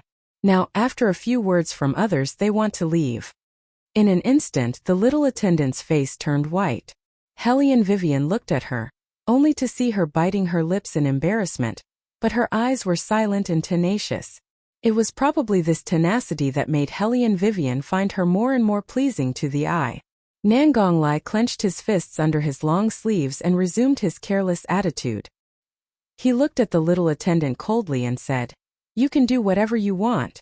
Follow whoever you like. But you'd better think it through. If you stay here today, you'll never step into the hall of worship again. She was the only one who could enter and leave the hall of ancestral worship as she pleased, but she took advantage of this privilege and drugged his incense. That said, even though that had happened, he was still very tolerant of her. At the very least, he didn't feed her to the dogs. She didn't go outside to find out what would happen to those who schemed against him in the entire Seijo city. He had only been cold to her for a few days, but she was so good. She left with someone else just like that. Didn't she say that she already treated him as her master? It seemed that he, as a master, was at best a perfunctory one. Heh. He knew how important it was for her to enter and leave the ancestral hall freely, because that was the task that Aju had given her. Wasn't that the reason why she tolerated him so much before? Now she certainly wouldn't leave so easily. But who knew that God was a master?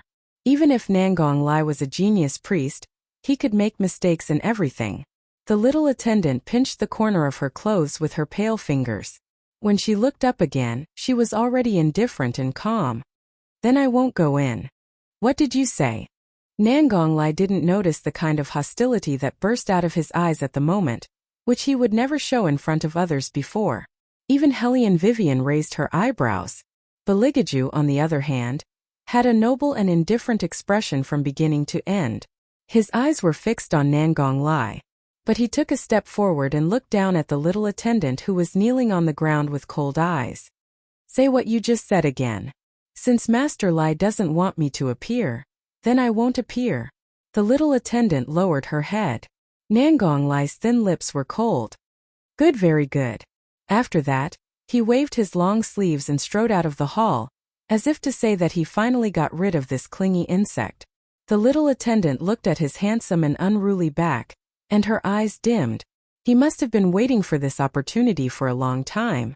Although she knew that he was tired of her, she still felt that her heart seemed to be blocked by something when she really saw it. Even breathing became a little difficult. Her eyes were a little blurred. When she was about to raise her head to force something back, she was pressed on the top of her head and rubbed back and forth. Then, she saw a hand. The fingers of that hand were very thin and white, and there was a white handkerchief spread out between the slender fingers. The little attendant couldn't believe it and let the hand cover her eyes for her. Princess. Hellion Vivian smiled and pulled her up. She said in a natural tone, Girl, remember, as long as a woman has makeup on her face and money on her body, she is not afraid to go anywhere. So don't ruin the makeup. She didn't say that she wanted to cry. Obviously, she didn't want her to be too embarrassed. The little attendant had never met such a woman. She couldn't help but lower her eyes and said, Yes. Then she thought about it and added, Thank you, princess. Don't thank me. I should thank you. Hellion Vivian smiled slyly. Otherwise, she didn't know how to deal with the genius priest. It was not easy to find his weakness. Of course, she would directly get him to her side and let him taste the taste of regret. Of course, the main reason was that she couldn't bear to see girls suffer losses, especially such a pleasing girl. She looked dull on the surface, but in fact her eyes were clean and strong, although she didn't know what happened between them. However, if she stayed with Nangong Lai in such a state, it would be a kind of torture for the little attendant. In love, once one party was too humble, it would only encourage the other person's arrogance. Now she wanted to see how Nangong Lai could be arrogant. He dared to drug her. Haha, she couldn't kill him, but she had to torture him. As for His Highness, Hellion Vivian looked at Eunuch Sun, who was standing on one side with a faint smile. Eunuch Sun, where is the money from selling the bed this time? Give another one to His Highness. It's his credit. Eunuch Sun was about to speak. She then heard Bailey Jiaju's graceful and noble voice slowly ring out. Did you think that if you sold that bed 10 times, I would buy it 10 times? Of course not. I'm waiting to see how long His Highness will play. Since His Highness is tired of playing, it's just right. Hellion Vivian smiled. That's just right. Eunuch Sun, go and ask who wants the bed and sell it at a low price.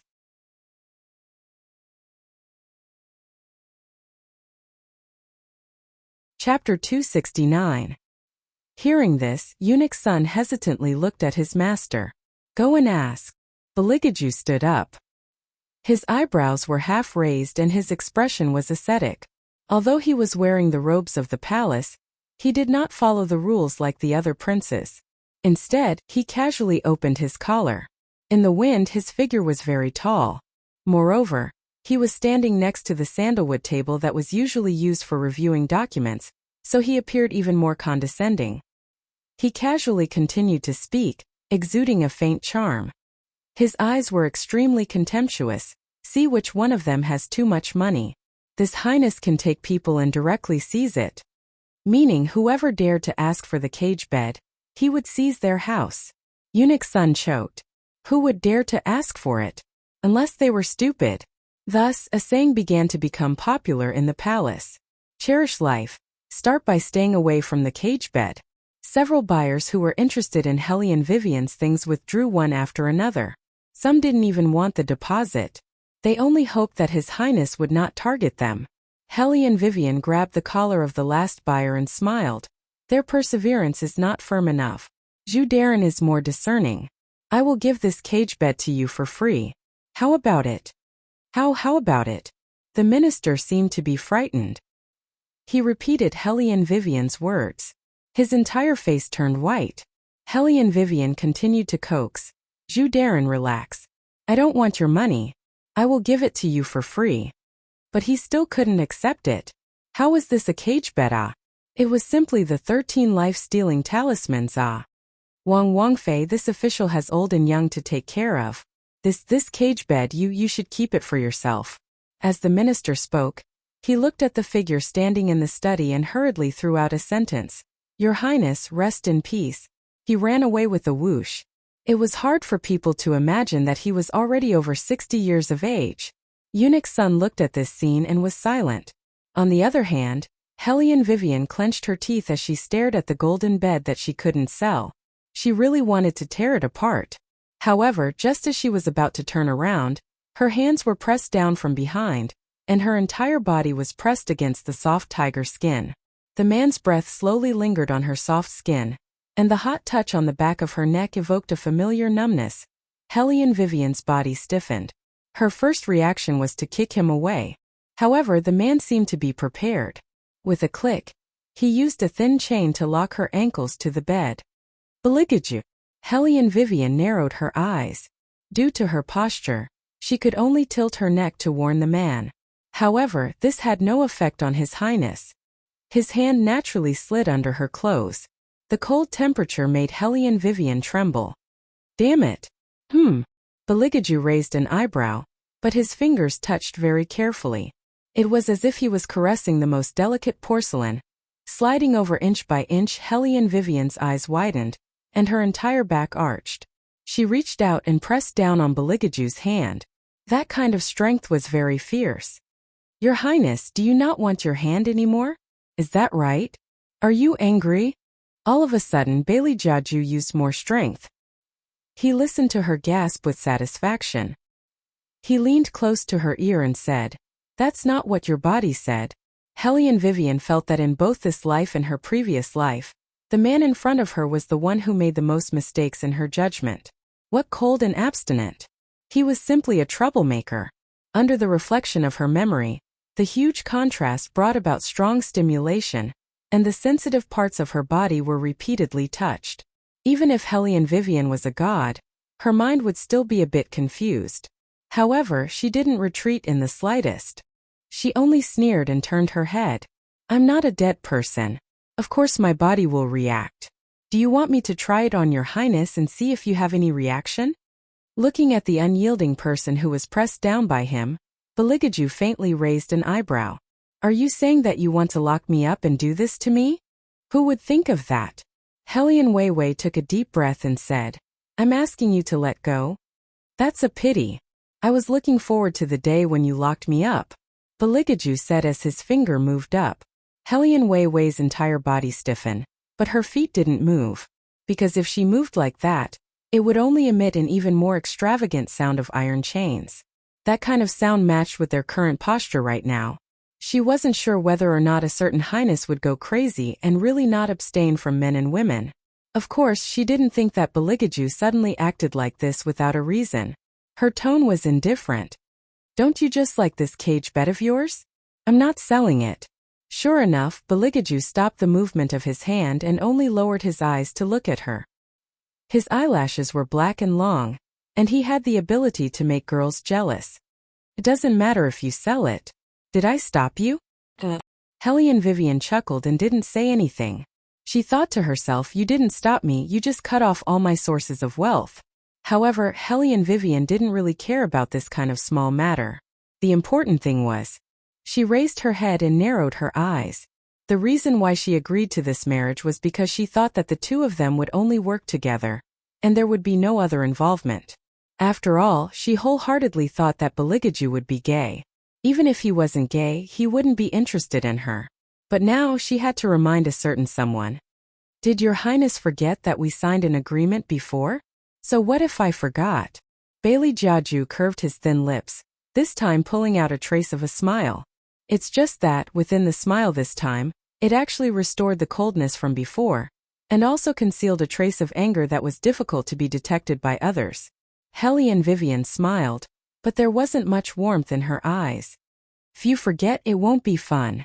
However, she didn't expect that as soon as she finished speaking. A numbness came from her neck. The man leaned over, and his breath tickled her ear, making her feel weak and limp. "Tell me what's not fun. For example, like now." Hellion Weiwei's clear and cold voice was somewhat hoarse, because his hand was kneading her softness either heavily or lightly. Waves of heat flowed through his fingertips and drilled into each of her pores, making her tremble for a moment before her tone became even colder. "Oh, you rejected me?" From her stiff body language, he had already understood her rejection, and there seemed to be a trace of coldness in his elegant smile. "Hellion Vivian, did I tell you that you're not smart at all?"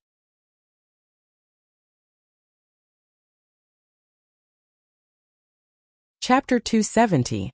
Baligaju's fingers were as cold as ice. When he touched her warm and soft skin, Hellion Vivian shrank back a bit. "Compared to your Highness, I am indeed not smart." In the end, she still underestimated the danger of this man. Hellion Vivian did not expect that even now, with the inheritance of the senior monk, she still could not break free from his shackles. This man, how strong is he? She was like a cooked shrimp. Her fingers were trembling, but she couldn't move. The sound of friction between her clothes seemed to be much louder in the bedroom filled with sandalwood. He held her waist with one hand, and the other hand was so arrogant. It was an action that made people blush, but he did it as if it was right and proper. But the temperature from his fingertips was too cold, so cold that it numbed her. Her heartbeat became louder and louder, and her breathing was hot and heavy. Hellion Vivian just used her left hand, and her voice became colder and colder. "This is not what we agreed on, so does your Highness intend to break the contract? Why don't we just go our separate ways now?" She thought that her attitude towards a person who slept with her was already good enough. If it wasn't because the other party was him, and the situation was special, she would have started a killing spree. But after all, he saved her life. When those two old men came to kill her, if it wasn't for him, she might not have been able to breathe now. She didn't know why Beligaju was so close to her. Maybe it was because of her teasing, or maybe it was because he lacked a princess consort to deal with the retired emperor. No matter what, it was all within her acceptable range. But, as for the rest, heck, she wasn't that stupid to hand herself over to a prince and let him do whatever he wanted. Maybe he was just punishing her for using his things to make decisions. After hearing her words, he took his hand out of her clothes. Hellion Vivian knew that she had won this bet. The royal family's thoughts were deep, but they wouldn't be so ignorant. This was a man in a high position. They always knew what was the most important to them. Of course, they were even better at catching snakes at their weakest point. Beligaju straightened his slightly wrinkled robe and smiled faintly, but it did not reach the bottom of his eyes. Instead, it brought out an unfathomable coldness from his bones. You think too much. You just got married and you want to part ways. Why? Don't you want to take back the Hellion clan? Hellion Vivian smiled. Without His Highness, I can still take back the Hellion family. Is that so? Beligaju lowered his eyes and looked at her. I would like to see how many people would choose you over Hellion Guangyao in the clan election without me. Hellion Vivian clenched her fists. But before she could open her mouth, Beligaju's voice continued faintly. I don't have the habit of forcing people, but since you mentioned the agreement, it's better to take a look at it. After all, just the fact that you went on a date at night violated the agreement between us. She had only met Haisai a few times. How long was this man going to mention it? Hellion Vivian glanced at the well-dressed, elegant, and indifferent Beligaju beside her. He looked like he was born to be so high-end, as if the hooligan who was kneading her on the bed just now was not Beligaju. Hellion Vivian felt a wave of annoyance. Hellion Vivian had never seen someone so shameless. She did not beat him up because of his face. She also did not think that the cold and indifferent royal family could say such obscene things on the bed other than ordering people around. What did he mean by being a vegetarian for more than 20 years? He was simply self-taught. Don't scold me in your heart. Beligaju stood up, but did not untie her. He seemed to be going to the study next door to get the agreement. Hellion Vivian was not afraid of him at all. As long as the agreement was still there, she could escape from her current predicament, not to mention this small lock. Hellion Weiwei lowered her eyes and studied the thin chain on her feet. Unlike the last time, she didn't directly tear it apart. Instead, she took a small dangling hair ornament on her head and twisted it. She took the sharp end and inserted it into the lock cylinder, twisting it back and forth a bit. There was a cracking sound. Hellion Vivian smiled and lazily held the little golden lock in her hand. When she saw Beligaju come back in, she did not hide anything and directly stuffed the little golden lock into her pocket. Her meaning was clear. It was hers now that she had undone it. Beligaju had never had any concept of money. In his eyes there was no difference between a golden lock and an iron lock. The only difference was that the color was prettier. What made his eyes sink was that she was actually able to open the chain so easily. She really had many things that required his special attention. You brought it. Hellion Vivian's slender legs were crossed and her long hair draped behind her back. She looked like a small prey waiting to be fed. However, this prey did not have any self-awareness at all. She still thought that she was the master and could come and go as she pleased. He did not understand why he was so unlikable. Letting her have a relationship with him was like asking for her life. But he could not really tie her up. But it did not matter. This kind of thing was supposed to be done slowly in order to be interesting. Especially when this little thing trembled in his arms, it was even more interesting than destroying her. What he didn't expect was that at this point she still wanted to leave. Beligaju's eyes turned cold, as if his whole body was emitting a cold air. Hellion Vivian looked at him and smiled. Actually, your highness does not need to care too much. Oh, Beligaju raised his good-looking eyebrows. Hellion Vivian casually twirled her long hair and shrugged. It's just one night. In order to avoid awkwardness when we meet in the future, let's make it clear. I was drugged, so it's understandable for your highness to do that kind of thing. After all, you can't throw me to others and make your highness wear a green hat. But to be honest, if your highness did not come in at that time, I might have been able to survive. But what happened is what happened. It's just one night. Your highness, don't be unhappy. Didn't I just give you a few banknotes? It's like I really did something to you. If you don't like it, you can return it. For the sake of harmony after marriage, let's pretend that this matter never happened. Hellion Vivian herself did not expect that one day, her negotiation skills would be used in this. Perhaps, as she said before, if it was someone else, she would directly take a gun and blow their head off. But thinking of last night, there were some things that she tacitly agreed to. This body was not like hers in the 21st century. It had not received drug training. Plus, it was still too young and delicate like a flower. Without the antidote, it was estimated that it would not survive the second half of the night.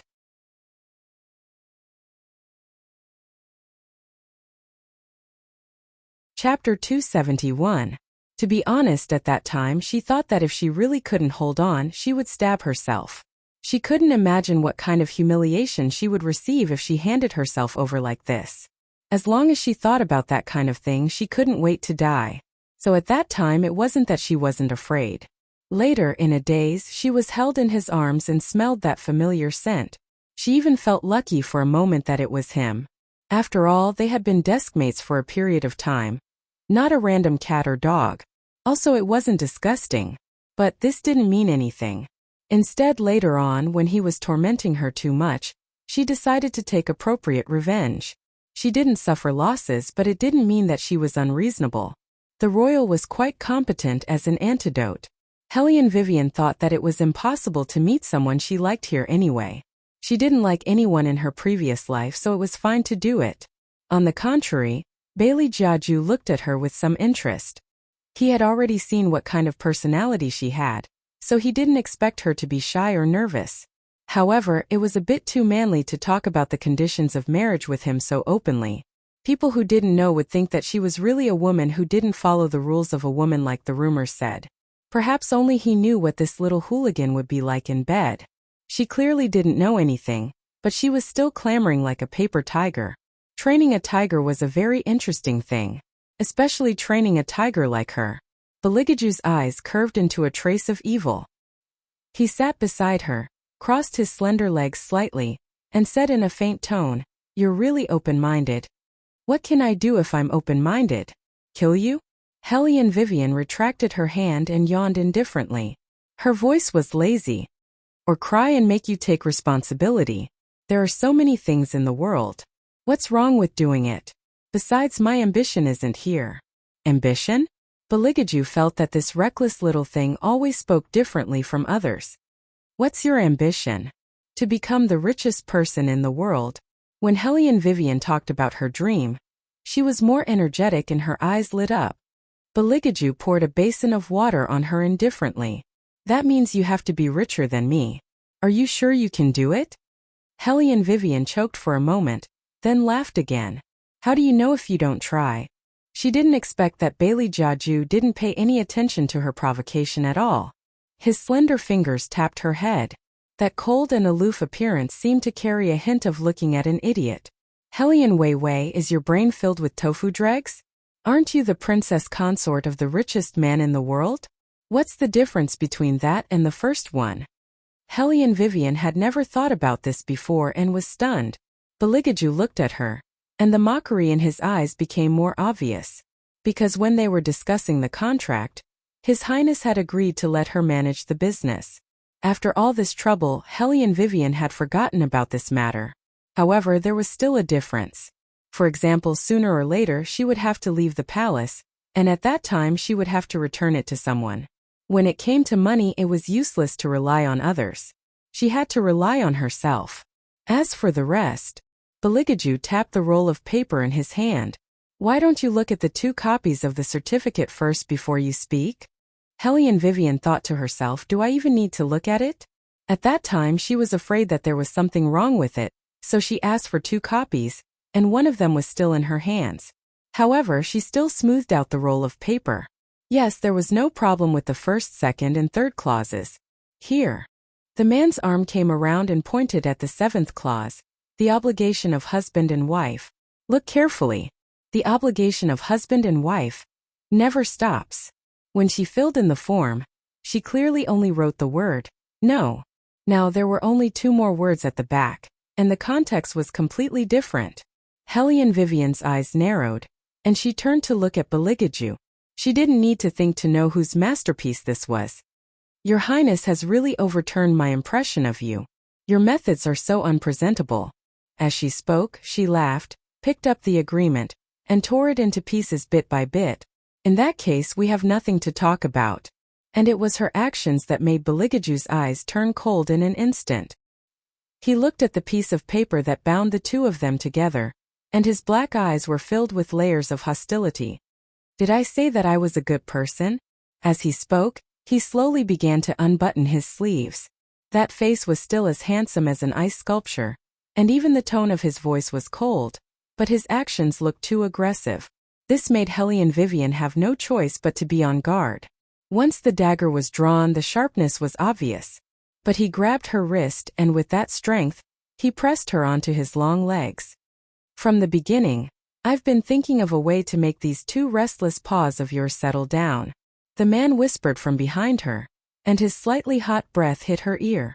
In the end, I realized that this seems to be a good idea. Hellion Vivian tightly bit her thin lips.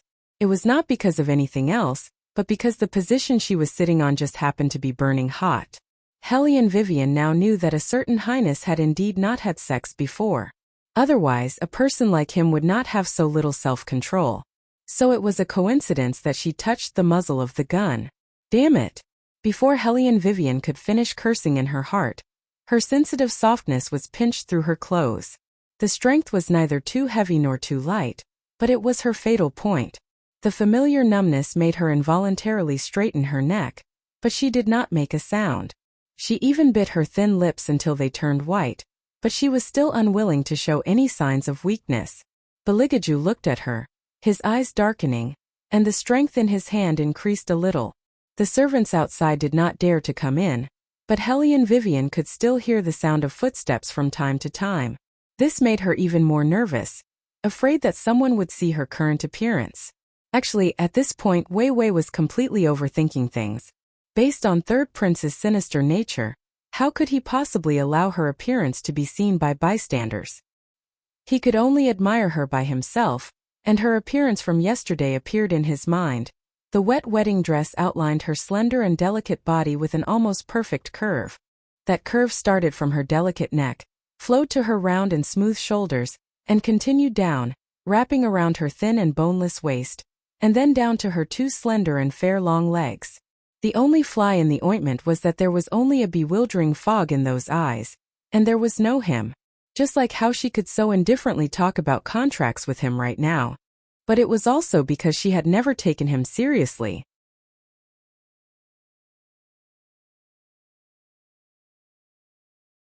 Chapter 272. Hellion Vivian was alarmed. She could feel that the temperature was getting hotter and hotter. She narrowed her eyes and wanted to use the little golden lock on her hand to hit Beligaju. However, she didn't expect that his voice would sound so reasonable, and of course, it was also very roguish. Hellion Vivian, you can't let this highness be naked after marrying this highness, right? Hellion Wei Wei thought that it was probably because that kind of face of his was too beautiful. In addition, his tone always carried a noble scholarly air. In the end, it was as if she was the one who was fooling around. What the hell? Hellion Vivian was so angry that she laughed. At the beginning, you clearly didn't say that. As she spoke, she tugged at his hand. Because her slender white neck was hanging low, there were a few prominent joints on her spine. He could see very light-colored fine hair, and soft new hair curled around her hairline. Beligaju was very clear how comfortable it felt to touch. For a moment, he felt that everything in front of him was incomparably charming. Yes, this highness indeed didn't say that. This highness feels that things like being gay can only be known after doing it, right? Beligaju leaned close to her ear and didn't move his hand away. It was as if he was restraining himself as much as he could. This made Hellion Vivian's cheeks turn slightly red. Her eyes also became moist. She really wanted to press down on his hand and ask him how he practiced this ability. It was so hateful just thinking about it. Her body was very young and couldn't resist being teased at all. Sitting in his arms like this, people who didn't know would think that she was the one who was taking the initiative. This man was like an incomparably holy god. Even when he raised his eyebrows, it was faint. She didn't believe that he didn't have a weakness. In the end, Hellion Vivian couldn't hold back. She took the little golden lock that she had hidden in her palm and threw it behind her back. Bang! That sound was very loud. Hellion Vivian didn't expect that he would be so unguarded against her. She thought that even if she did, he wouldn't really do anything. He would definitely let go of her in order to dodge. But in reality, not only did he not dodge, there was even a bloody wound on his forehead. By the time Hellion Vivian reacted, she could already smell the thick stench of blood. Someone outside was still shouting, "Your Highness," in panic. However, the person who was hugging her did not show the slightest change in his emotions. Only that pair of ink-like eyes looked deeper than ever. Blood flowed down from his forehead and slid down the corner of his eyes. Not only did it not make him look awkward, but it also completely revealed his true colors. He looked at Hellion Wei Wei with that kind of elegance and viciousness. "I've said before I won't force you. However, you better be prepared. You're now the third princess consort. This highness doesn't have any opinions on normal interactions with others, but people like he eyes who would put his arm around someone's shoulder for no reason, hey, you better remind him not to do it again. Also, when you go out to meet at night, no matter what you're talking about, cancel this activity for this highness. In the end, don't let this highness personally remind him." Hellion Vivian did not respond. Eunuch's son stood outside and did not dare to come in. He was very anxious and did not know what was going on. Beligaju continued slowly. "This highness does not care how many people you have in your eyes before. From today onwards you can only belong to this highness. As long as you are not supposed to do something, don't do it. This highness is usually very reasonable. Is it reasonable to restrict my freedom like this?" Hellion Vivian curved her thin lips into a wicked smile. Beligaju looked at her and said calmly, "Whether it is reasonable or not is determined by this highness's rules. Then why don't you live by yourself?" Hellion Vivian took a deep breath. In the end, she still felt that she was a bit too ruthless, so she did not refute. The person outside seemed to be even more anxious and called out again, "Your Highness." Only then did Beligaju stand up. Without looking at Hellion Vivian, he walked out of the bedroom. Hellion Vivian put her hand on her bangs. She finally realized what it meant to be different between men and women. Especially under the same roof, the problems that men and women may face after cohabiting seemed to be more than she imagined. Perhaps she should not have cooperated with such a dangerous man in the first place. She did not know if it was too late to return the goods. Just as she was thinking, she heard Eunuch Sun's unique voice ring out, "Your Highness, your forehead." Beligaju did not say anything. He just used all his strength to turn the small golden lock in his hand, and then kicked away the wooden stool that was blocking his feet. That wooden stool was instantly shattered into ashes. Everyone was shocked. Their legs trembled and they did not dare to breathe loudly. Eunuch Sun opened his mouth to say something, but he saw that Beligaju had already recovered his indifferent appearance. His fingers elegantly straightened his collar, like a blood stain that had been slid across his eyes. He blinked his left eye, but did not say anything. He turned around and left the study. Eunuch Sun followed him, holding a paddle in his hand. "Your Highness, the injury on your forehead." Beligaju took the handkerchief, wiped his fingers, and then threw the handkerchief away. His eyes were as cold as ice. Eunuch Sun also did not know what had happened. He heard Beligaju laugh coldly. "Have someone investigate again. See if the princess consort and he eyes are only involved in work." He knew what he eyes was thinking, but he did not know what she was thinking. But based on her stubbornness and the name she unconsciously called out, it would always make him very uncomfortable. Yes. Shadow, who was hiding in the night, left in a flash. Eunuch Sun was still worried about his master's injury. He also did not know why the two of them started fighting because of a disagreement. It was just the beginning of the newlyweds' wedding, and they already made such a fuss.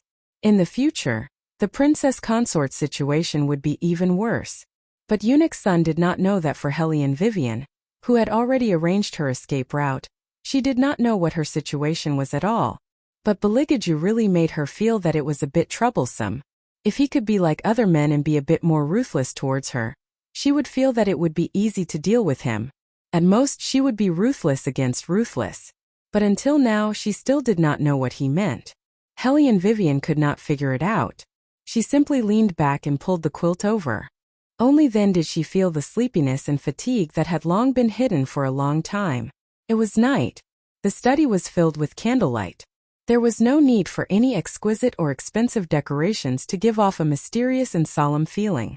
Because the man half leaning on the chaise lounge was emitting the aura of a monarch from head to toe, cold, evil and bloodthirsty. His ink-black hair blended into the night, as if he was born to command the darkness. He shook the glass cup in his hand. Under the candlelight, the red liquid was particularly alluring.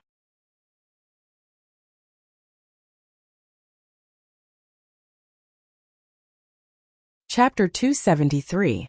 Your Highness. A trembling voice sounded from a dark corner. The man reclining on the chaise lounge narrowed his eyes. He didn't move his gaze away from the glass cup. Instead, he gracefully raised it, put it under his nose and sniffed. The monks looked at each other in dismay. Cold sweat continuously overflowed from their foreheads. Even if they could drive away magical beasts and recite Buddhist scriptures, they still couldn't probe how profound this high and mighty highness's magic power was. Speak, what scriptures did you guys recite at the wedding? Beligaju supported the side of his face with one hand. The other hand was still holding a Buddhist scripture. His eyes didn't even look at those monks. He only quietly flipped through the scripture in his hand. His tone was also neither cold nor indifferent. Don't tell me what scripture you said. My ears haven't gone bad yet. Just as he was asking, the attendants already served the brewed tea.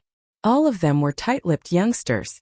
After those monks heard Beligaju's question, their eyes shook. They looked at each other in dismay and said in a low voice, "Does your highness know? Sometimes, after people encounter a major accident, they will be possessed." "I've heard of it."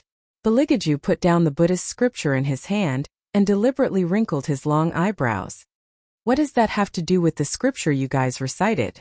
The monks recited the Amitabha Buddha and then said, "What we recited was precisely the soul guidance scripture that leads to the hall of afterlife. If a person is possessed, as long as they listen to the soul guidance scripture for a long time, they will show their true form." "Oh." Beligaju stood up. He only casually draped a long robe on his body. "You guys really have big guts. Reciting the soul guidance scripture at my wedding banquet." However, they were monks after all.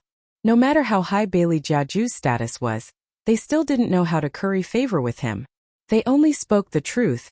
"We're doing this for your highness' sake. We really don't dare to hide it from your highness. A few of us have received news that Miss Hulian's body is very likely to have been possessed. Your highness should also know that the empire cannot allow the existence of possessed people. Even the elders have said that it's very likely that they will one day turn into demons and threaten the safety of the common people." "It's possible, but I'm not sure yet." Beligaju smiled coldly. "Under uncertain circumstances, you want to make an example out of my princess? Who gave you the guts?" When the monks heard this, their fingers trembled in fear. They were not the group of monks from Shaolin Temple. They had been in the capital all year round and were appointed as disciples of the four great elders. They had indeed heard of the royals' methods, but they had only heard of them. Now that they had experienced it for themselves, they were shocked to find that the other party's question was a trap. Every step was to punish them for their crimes, but to make the elders unable to protect them. Take him away and behead him. Beligaju took a sip of tea. "If someone asks, just say that someone wanted to use the masters to frame the princess. The masters have already admitted their guilt. If anyone wishes to plead for leniency, tell them to come to me." The shadows lowered their eyes and pulled the monks away. Eunuch Sun's heart trembled when he heard this, but he did not suspect Vivian.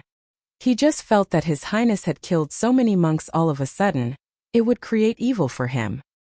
He thought that this matter should be reported to the retired emperor, so he told him everything. He did not mention the matter of the possession, but only said that the monks were randomly chanting scriptures and wanted to harm the princess.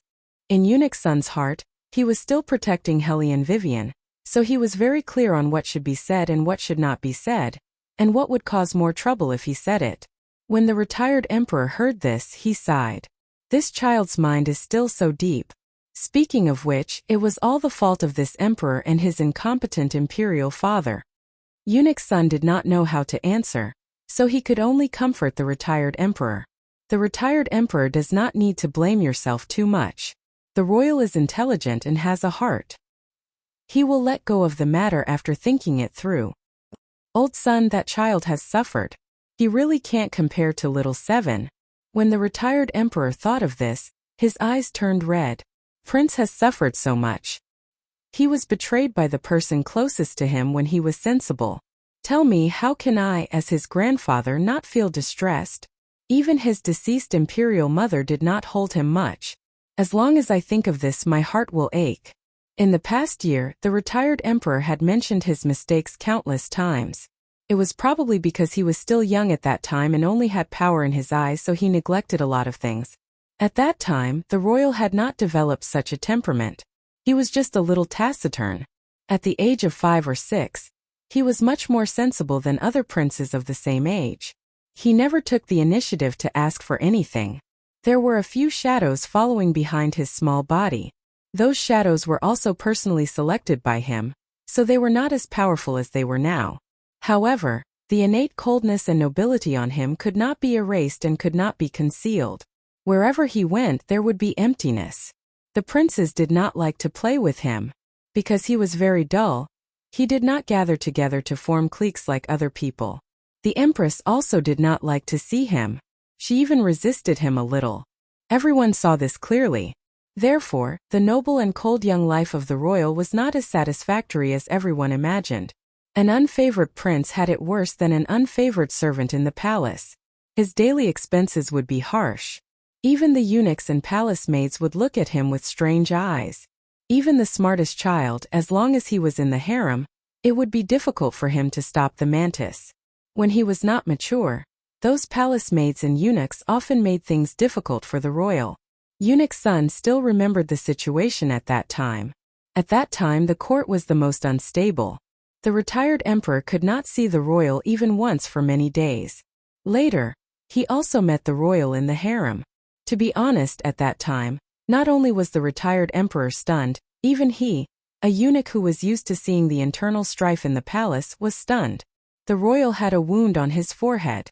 In just over a month he had lost a lot of weight. However, his eyes were still beautiful, and his whole body was cold and noble. In the beginning, when the retired emperor asked him, he did not say anything. The retired emperor angrily shouted, "Men, bring those servants to me. I want to see who has the guts to do this." No need. After an entire incense stick's worth of time, the little third prince finally opened his mouth. His expression was very indifferent, and his tone was indifferent, as if he was talking about someone else's matter. "I've already killed all of them." At that time it seemed that only one maid was left. She did not step on the royal during his most difficult situation. But later, it was also this maid who almost destroyed the royal. Very few people knew the inside story of this matter. It was all concealed by the retired emperor. He knew that this was because the retired emperor did not want anyone to touch the royal's weak spot.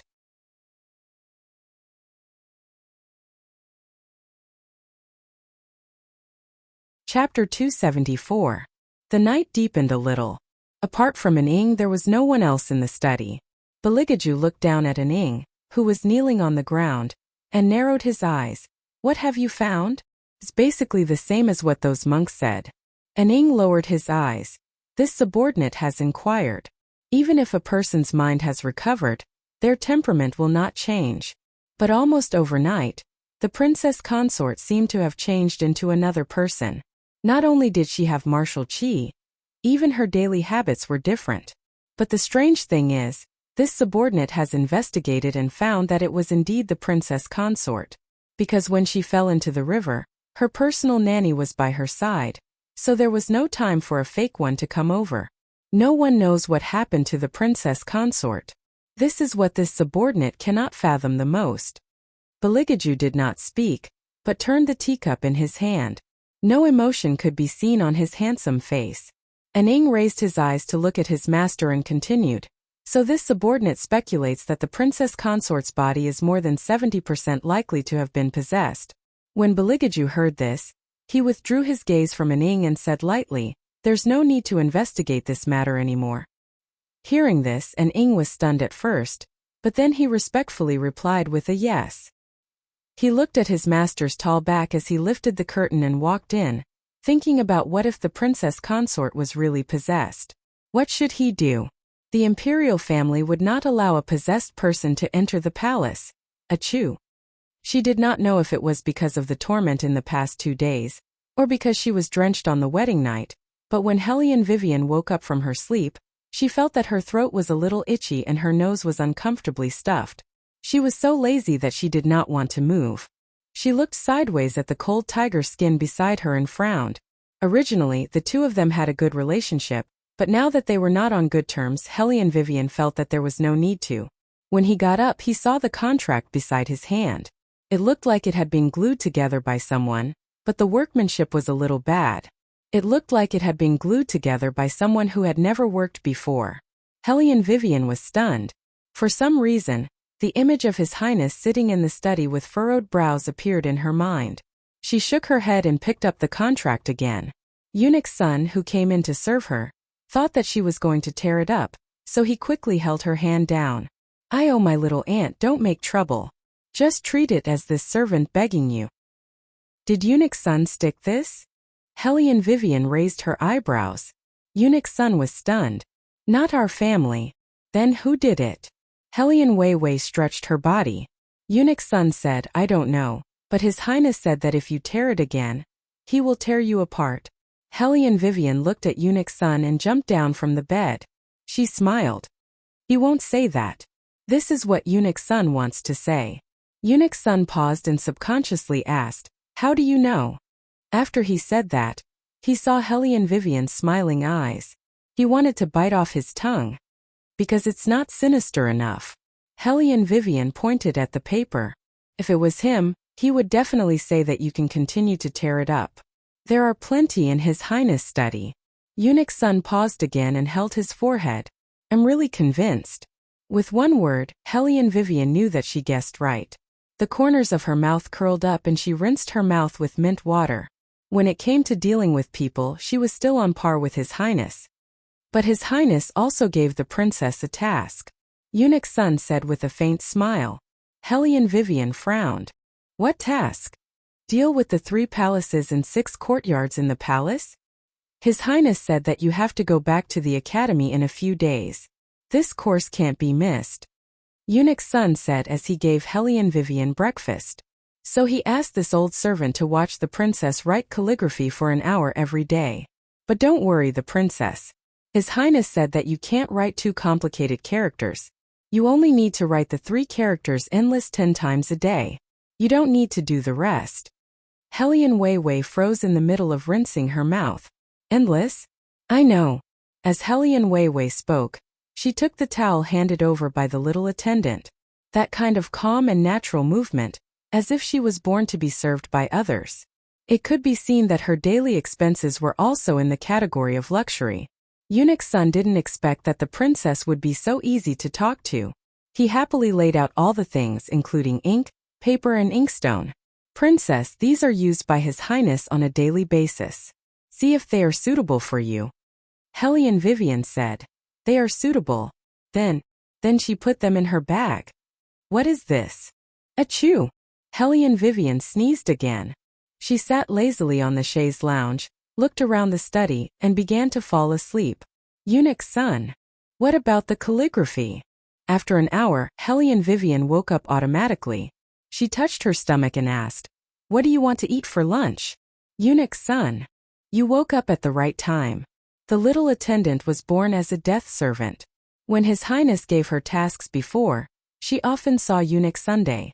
Her impression was that he was a very smooth person.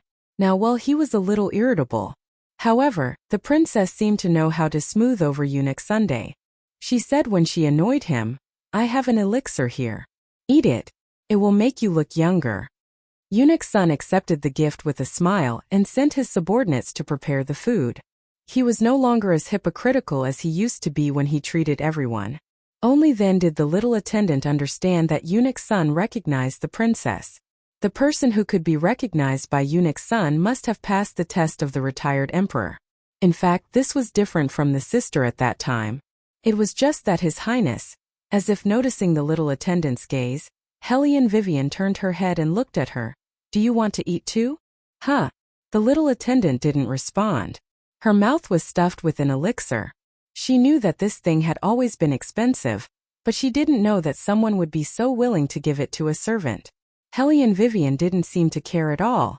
She picked up the dishes on the table with bamboo chopsticks. She didn't eat much. She only picked a few chopsticks. It was probably not to her taste. Why is there no meat at all? The little attendant was stunned and said, I heard that the princess's voice was not right, so I didn't want those greasy ones. Well, health is more important. Hellion Vivian picked up a green vegetable, put it in her mouth and chewed it twice. Then she curled her lips and picked the second green vegetable. She looked elegant and lazy with childishness. The little attendant thought that she had never seen such a woman before. She felt comfortable just by looking at her. However, no one knew what would happen to her in the end. Inexplicably, the little attendant hoped that day would come slowly.